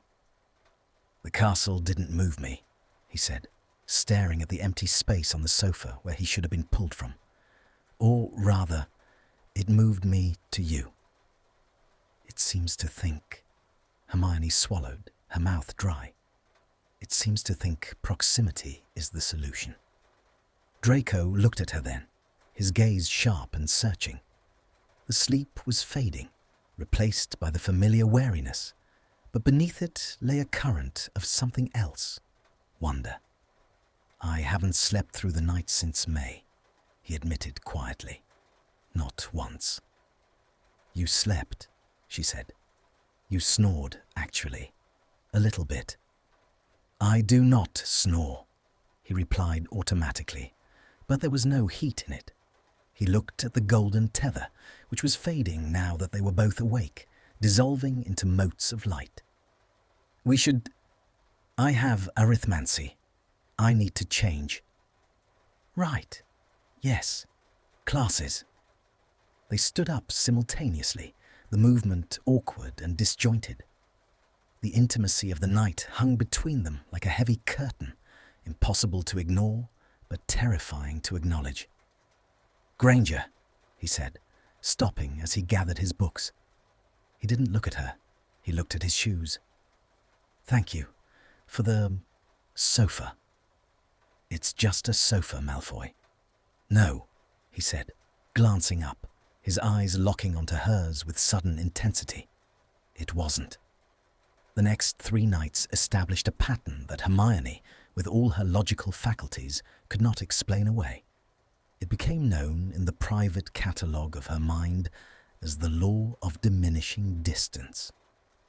Night 6. The sofa again. They started at opposite ends. Hermione read advanced potion making. Draco read a novel with a blue cover he refused to show her. The tether was there, humming. By 2 a.m., the castle grew impatient.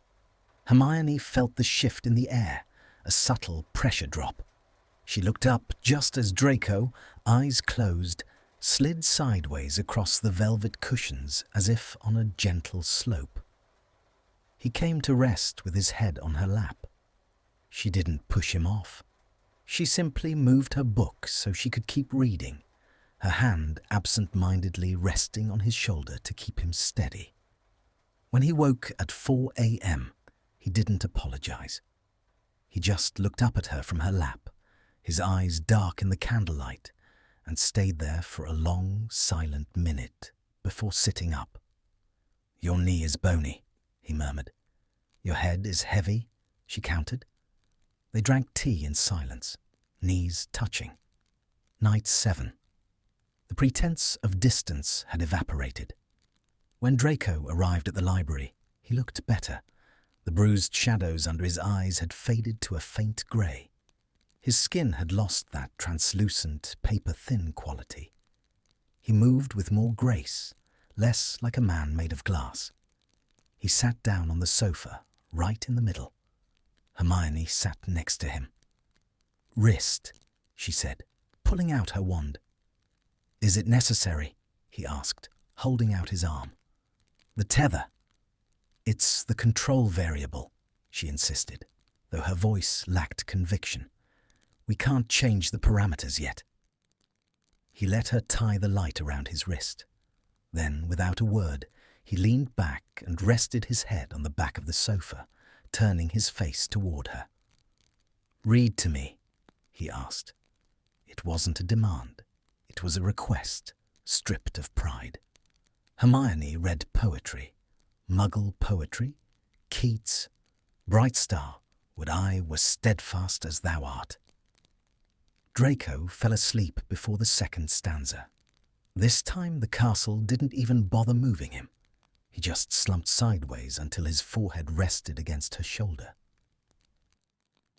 Hermione closed the book and sat in the dark, listening to him breathe, feeling the terrifying realization taking root in her chest. I am going to miss this when he's cured. Night 8. The atmosphere in the library was thick, charged with the static of an approaching storm, both meteorological and emotional.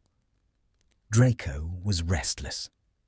He paced the small area in front of their sofa, running a hand through his hair. He hadn't sat down yet. He hadn't asked for the tether. "You're agitated," Hermione observed from her seat on the velvet cushions. She had brought a blanket, a soft tartan throw, and it lay waiting on the sofa. "I'm not agitated," he snapped, turning on his heel. "I'm aware." "Aware of what?" "Of how this looks, Granger." He gestured wildly at the cozy setup, the candles, the blanket, the intimacy of the secluded corner. "Of what I am doing. I am Draco Malfoy. I am a former Death Eater. I am broken goods. And you are—" He stopped, looking at her with a mix of frustration and hunger. "You are you." "I don't care about how it looks," she said calmly. "You should." He stalked toward her, stopping just inches from her knees. He towered over her, casting a long shadow. "Do you have any idea what people would say? Do you have any idea what I am thinking?" Hermione looked up at him, her heart hammering. "Tell me, what are you thinking?" Draco froze. The anger drained out of him, replaced by a raw, naked vulnerability that stole her breath. He dropped to his knees in front of her, bringing himself to her eye level. He reached out, his hand hovering near her face, trembling slightly. He didn't touch her. He just let his fingers trace the air near her cheek, as if outlining her. "I'm thinking," he whispered, his voice rough, "that the castle isn't the only one pulling me toward you." The confession hung in the air, heavier than any spell. Hermione stopped breathing. She looked at his grey eyes, usually so cold, now burning with a quiet, desperate fire. She saw the fear there, not of the nightmares, but of her, of rejection, of hope. "Draco," she breathed. "I can't sleep without you," he confessed, the words tumbling out in a rush. "It's not just the teleporting. It's the noise, the memories. They scream at me. But when you're there, when I can smell your perfume, when I can feel you breathing, it stops. It all just stops." He dropped his head, resting his forehead against her knees. It was a gesture of complete submission. "I hate it," he muffled against the fabric. "I hate that I need you. I hate that I'm dragging you into my mess." Hermione reached out. Her hands, shaking slightly, landed on his shoulders. She felt the tension in his muscles, the tightness of a man holding himself together by sheer will. "You're not dragging me anywhere," she said fiercely. "I'm choosing to be here." He lifted his head. His eyes searched hers, looking for the lie. "Why?" "Because," she whispered, her thumbs brushing the collar of his shirt. "Because you're not the only one who feels safe here." It was the truth. In the quiet of the library, with the rain lashing against the glass and the world outside forgotten, Hermione didn't have to be the war heroine. She didn't have to be the brightest witch of her age. She could just be a girl, sitting in the dark with a boy who knew what it meant to be broken. Draco stared at her. His gaze dropped to her lips, then back up to her eyes. The air between them crackled. It was magnetic. It was the seesaw tipping, sliding inevitably toward the center. He leaned in, just an inch. Hermione leaned in. The distance closed. The proximity the castle had been forcing on them was now entirely of their own making. His breath ghosted against her lips. She could see the flecks of silver in his irises.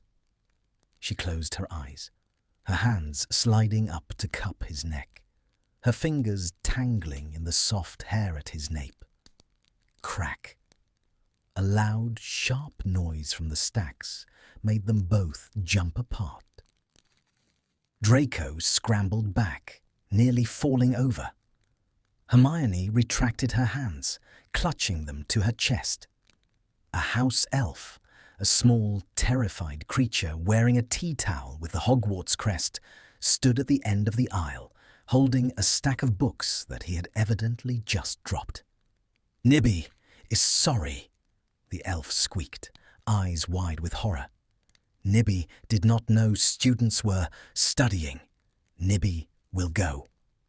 With a snap of fingers, the elf vanished. Silence returned to the corner, but the spell was broken. The moment, fragile and perfect, had shattered. Draco sat back on his heels, his chest heaving. He looked at Hermione, his face flushed, his eyes wide with shock. He looked like he had just woken up from a dream and wasn't sure if he was still falling. He started, then stopped. He stood up, his movements jerky. We should start the experiment." Hermione nodded, her own heart racing so fast she felt dizzy. "Yes, the experiment." She didn't mention the near kiss. Neither did he. But the air was different now. The safety of the clinical observation was gone. The tether wasn't needed to bind them anymore. The tension was a physical cord, tight and vibrating. Draco sat on the sofa. He didn't ask for the golden ribbon. He simply lay down, turning on his side to face her. "Stay," he whispered. It wasn't a command. It was a plea. "I'm here," she answered, her voice soft. She didn't read that night. She watched him. He fell asleep quickly, exhausted by the emotional outburst. And as he slept, Hermione watched the space between them. The castle remained silent. The floor didn't tilt. The air didn't shimmer. Draco didn't move. He didn't teleport. For the first time in 8 nights, Draco Malfoy fell asleep and stayed exactly where he was. Hermione watched him, realizing with a dawn of understanding that the mystery was solved. The castle wasn't moving him anymore because there was nowhere else he needed to be. He wasn't lost. He had arrived. But as she looked at his peaceful face, a new fear took root in her heart. The magic had stopped. The problem was fixed. And if the problem was fixed, did that mean the nights in the library were over? She reached out, her fingers hovering over his hand, terrified to touch him, terrified to let go. The storm outside raged on, but inside, the silence was absolute. And in the silence, the unspoken words screamed louder than any thunder. The 8th night did not begin with the scratch of quills or the rustle of parchment. It began with a silence so profound, so heavy with unsaid things, that the very air in the library felt pressurized. Hermione sat on the velvet sofa, her hands clasped tightly in her lap. The charts she had so meticulously maintained lay scattered on the low table in front of her, a sprawling map of magical theory that had, as of last night, become obsolete. The data was irrefutable. Subject: Draco Malfoy. Incidence of displacement: 0. Magical anomalies: none. Sleep cycle: restored. He was cured. The castle had stopped playing its games. The sleepwalking paradox was resolved. By all metrics of logic and reason, the experiment was over. Hermione Granger, head girl and bright academic hope, should have packed up her quill, banished the sofa, and returned to her own dormitory to sleep in a bed that didn't smell like bergamot and expensive cologne. But she was still here. She was waiting, and the guilt of it was a sharp stone in her throat. She wasn't waiting for a patient. She was waiting for him. The heavy oak doors creaked open. Draco slipped inside, closing the door softly behind him. The lock clicked, a final, deliberate sound that echoed in the vaulted ceiling. He looked different tonight. The frantic, hunted look that had defined him for the past week was gone. He wore his exhaustion differently now. It wasn't a frantic energy, but a heavy, languid weariness. He had abandoned the pretense of the school uniform entirely. He was wearing black sweatpants and a dark grey jumper that hung loosely on his frame, the sleeves pushed up to his elbows. He looked soft. He looked like he had already surrendered. He didn't walk to the table to check the notes. He didn't ask about the tether. He walked straight to the sofa and stopped, looking down at her. "You're still here," he said. His voice was low, devoid of the usual biting sarcasm. It sounded rough, like velvet dragged over gravel. "I needed to finalize the report," Hermione lied. She hated how weak her voice sounded. She gestured vaguely at the parchment. "We need to be sure. One night without incident isn't a statistically significant sample size. The variance could be—" "Granger," he interrupted. He didn't raise his voice. He just said her name, and the weight of it stopped her dead. He walked around the coffee table, ignoring the charts, and sat down next to her. Not at the other end of the sofa, not in the middle.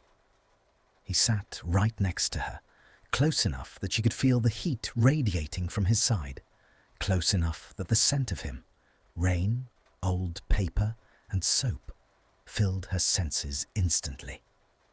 "The magic stopped," he stated. It wasn't a question. Hermione swallowed hard, staring at her hands. "Yes, it appears so. The castle is satisfied. It seems that way." "So," he turned his head, and she could feel his gaze burning into her profile. "Why are we here?" Hermione opened her mouth to recite a theory about residual magical tremors, but the words died on her tongue. She couldn't do it. Not after last night. Not after the way he had looked at her when he woke up on her shoulder. The lie tasted like ash. "I don't know," she whispered, finally looking up at him. The sight of him took her breath away. Up close, the grey of his eyes was shattered with flecks of blue and silver. He wasn't wearing his mask. There was no sneer, no occlumency shield. There was just Draco, raw, tired, and looking at her with a terrifying amount of hope.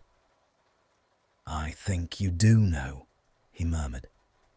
He reached out.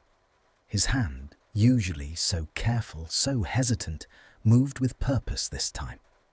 He didn't grab her wrist for the tether. He took her hand.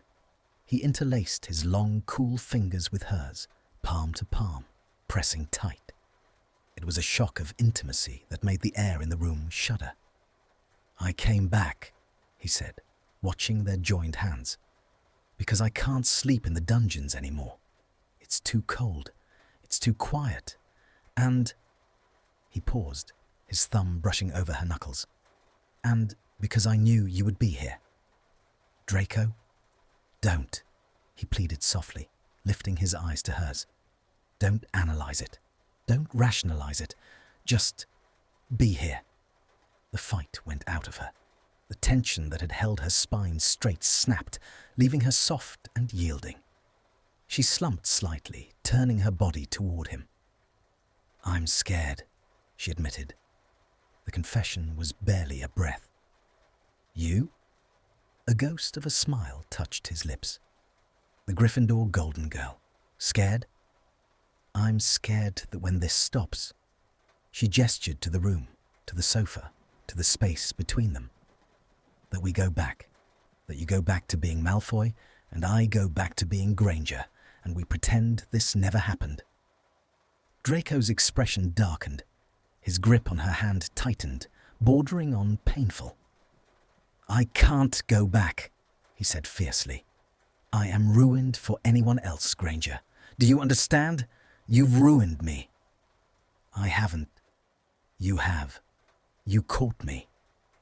He leaned closer, his voice dropping to a harsh whisper. I was falling, and you caught me.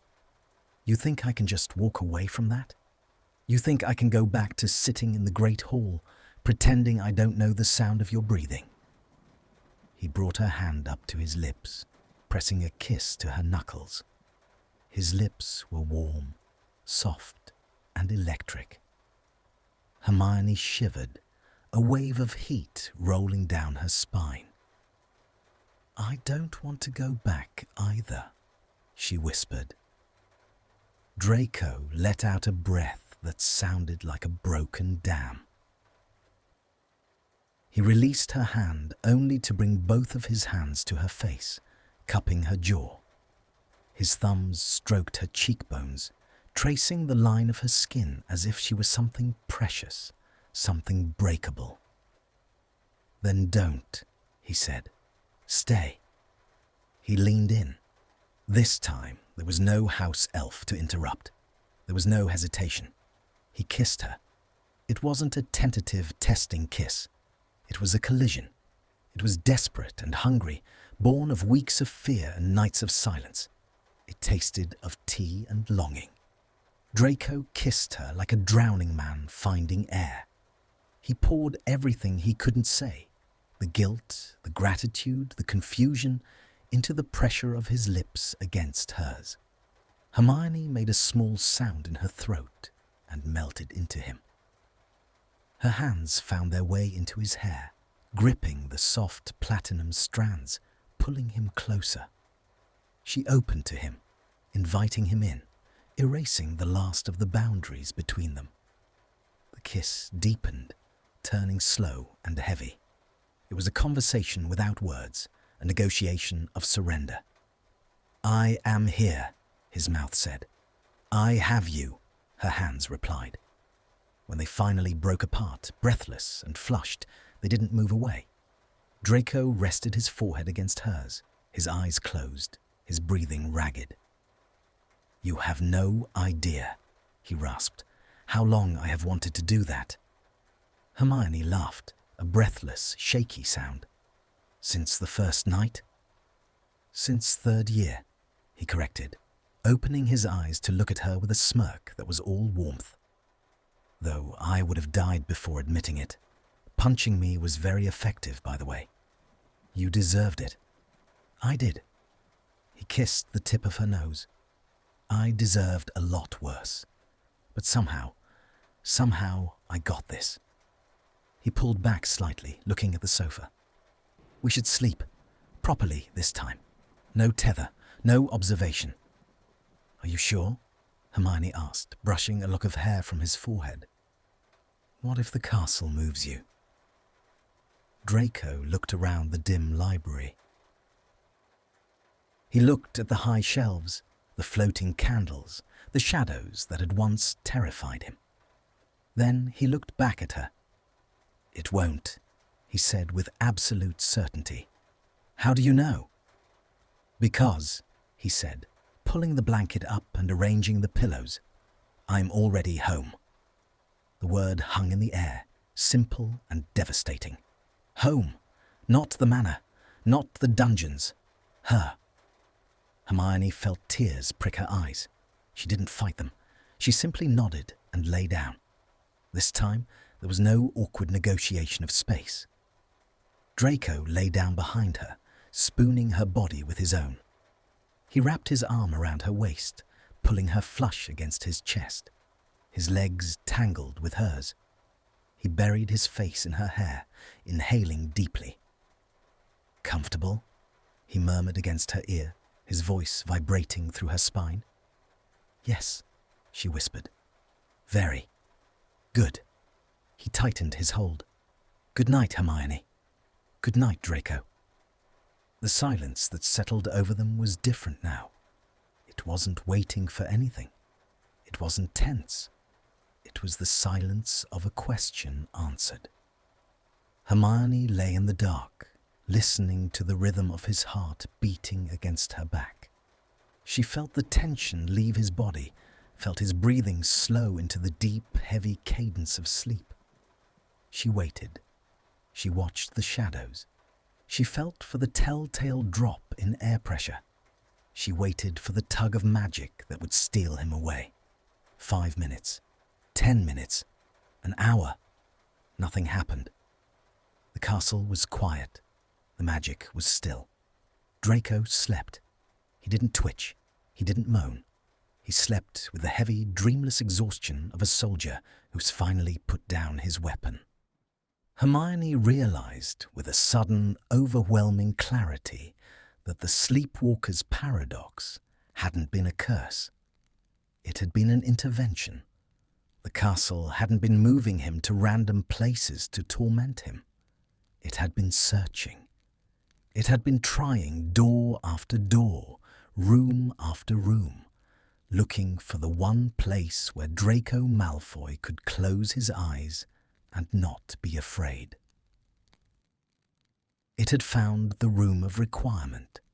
It had found the quiet corners. But none of them had worked. None of them had been right. Until now. Draco shifted in his sleep, his arm tightening around her waist, as if checking she was still there. He mumbled something incoherent and nuzzled closer. Hermione smiled into the darkness. She reached down and covered his hand with hers, interlacing their fingers over her heart. She closed her eyes. The fatigue she had been holding at bay finally crashed over her. She felt herself drifting, pulled down by the warmth and the safety of his embrace. They were just two students on a transfigured sofa in a library, hiding from the world. But in the logic of the castle, in the ancient, sentimental magic of Hogwarts, they were exactly where they were supposed to be. The storm outside finally broke, the rain tapering off to a gentle, rhythmic patter. The candle flames flickered and died out, plunging them into darkness. But it didn't matter. They didn't need the light anymore. As Hermione finally surrendered to sleep, her last thought was not of data, or school, or the war. It was simply the realization that for the first time in her life, she wasn't the one solving the puzzle.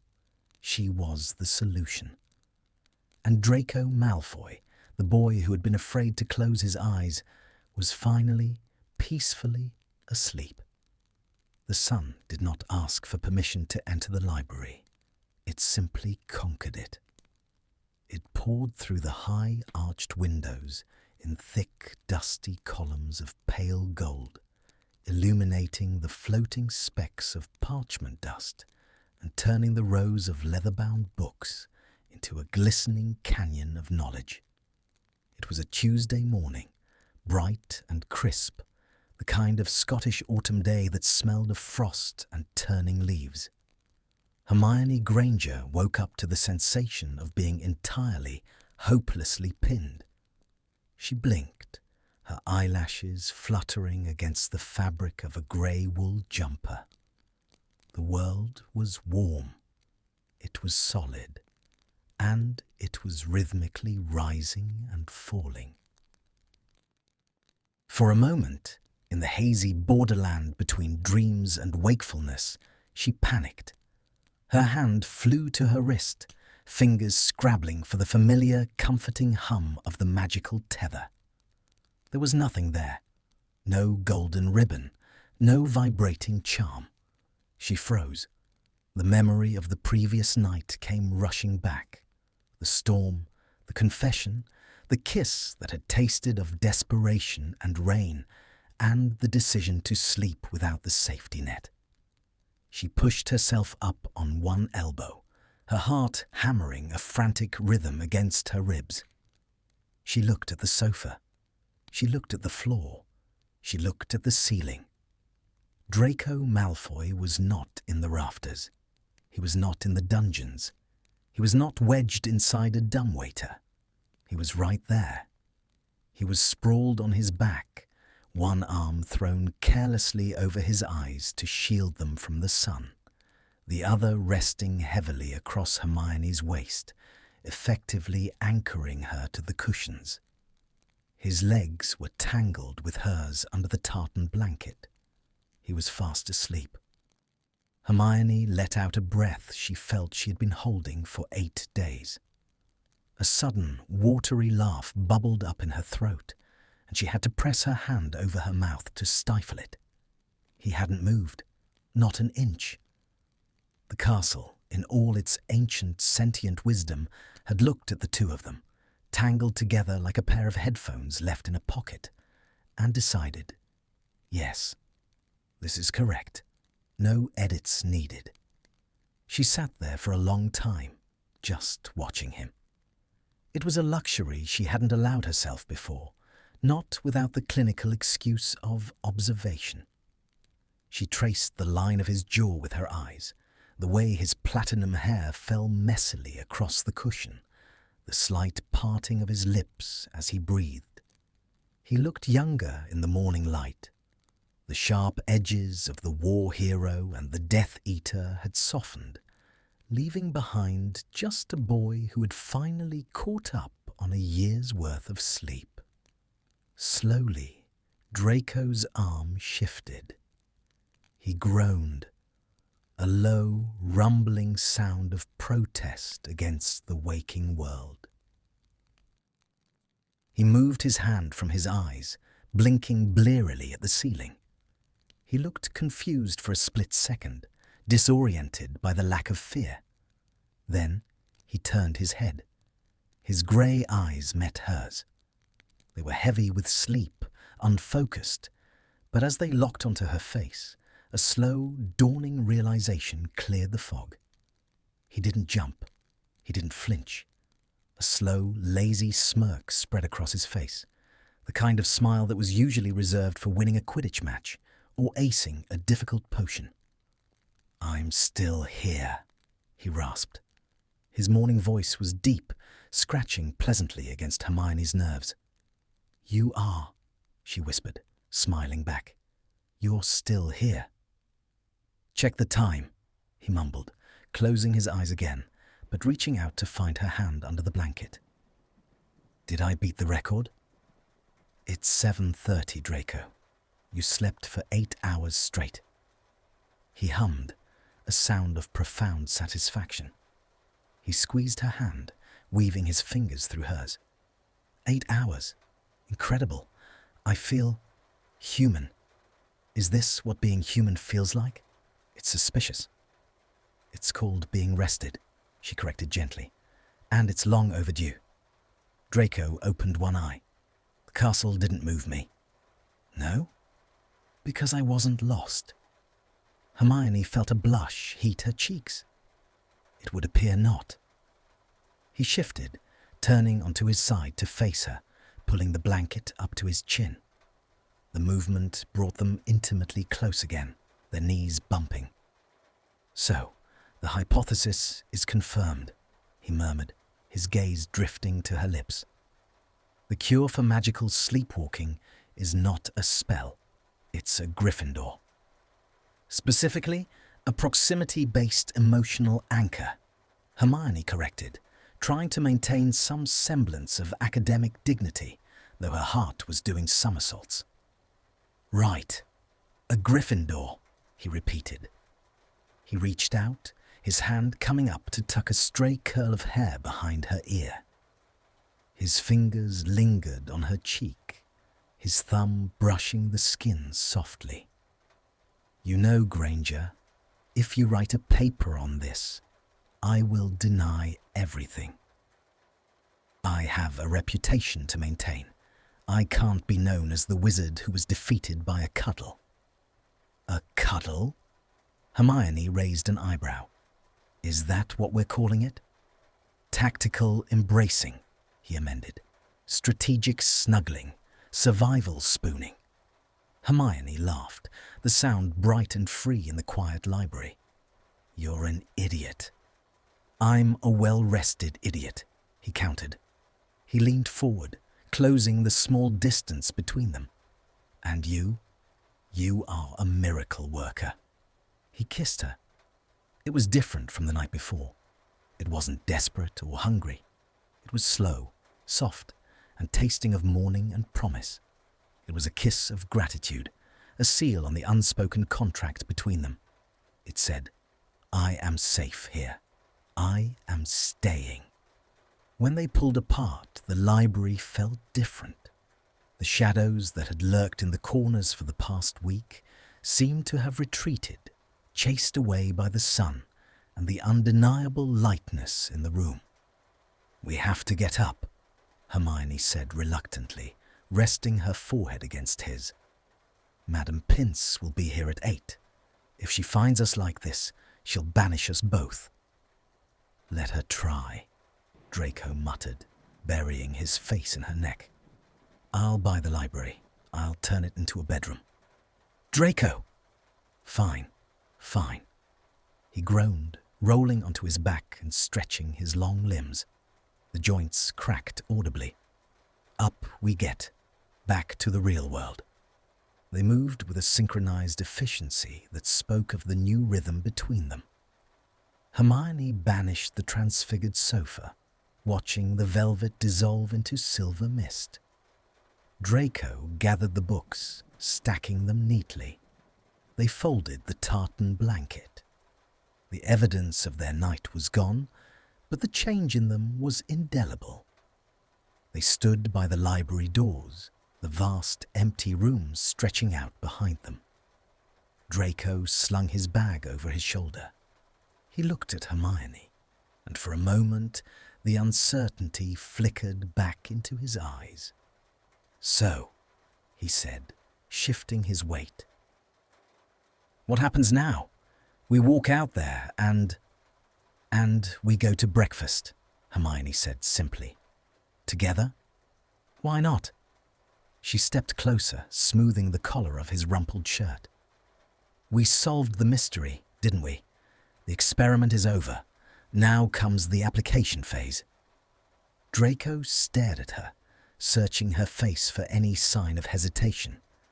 Finding none, his shoulders dropped. The mask he had worn for so long, the sneer, the coldness, the indifference, slipped away completely, leaving him looking open and undeniably handsome. Application phase, he repeated, testing the words. I suppose that requires data collection, daily meetings, constant vigilance, she teased, and perhaps nightly monitoring, just to be safe. A slow grin spread across his face. It reached his eyes, crinkling the corners. For science, of course. Of course. He reached out and took her hand. Not the wrist, not a tether. Her hand. He interlaced their fingers, his grip firm and warm. Ready? He asked. Ready. They turned to the heavy oak doors. Hermione reached out to push them open, but before her hand could touch the wood, the doors swung open on their own. They didn't just open, they swung wide with a theatrical flourish. And as they stepped over the threshold, a single book fell from the nearest shelf, a heavy volume that landed with a soft thump right at their feet. Draco paused, looking down. He released Hermione's hand for a second to pick it up. He turned it over, reading the title on the spine. He snorted. A genuine, startled laugh escaped him.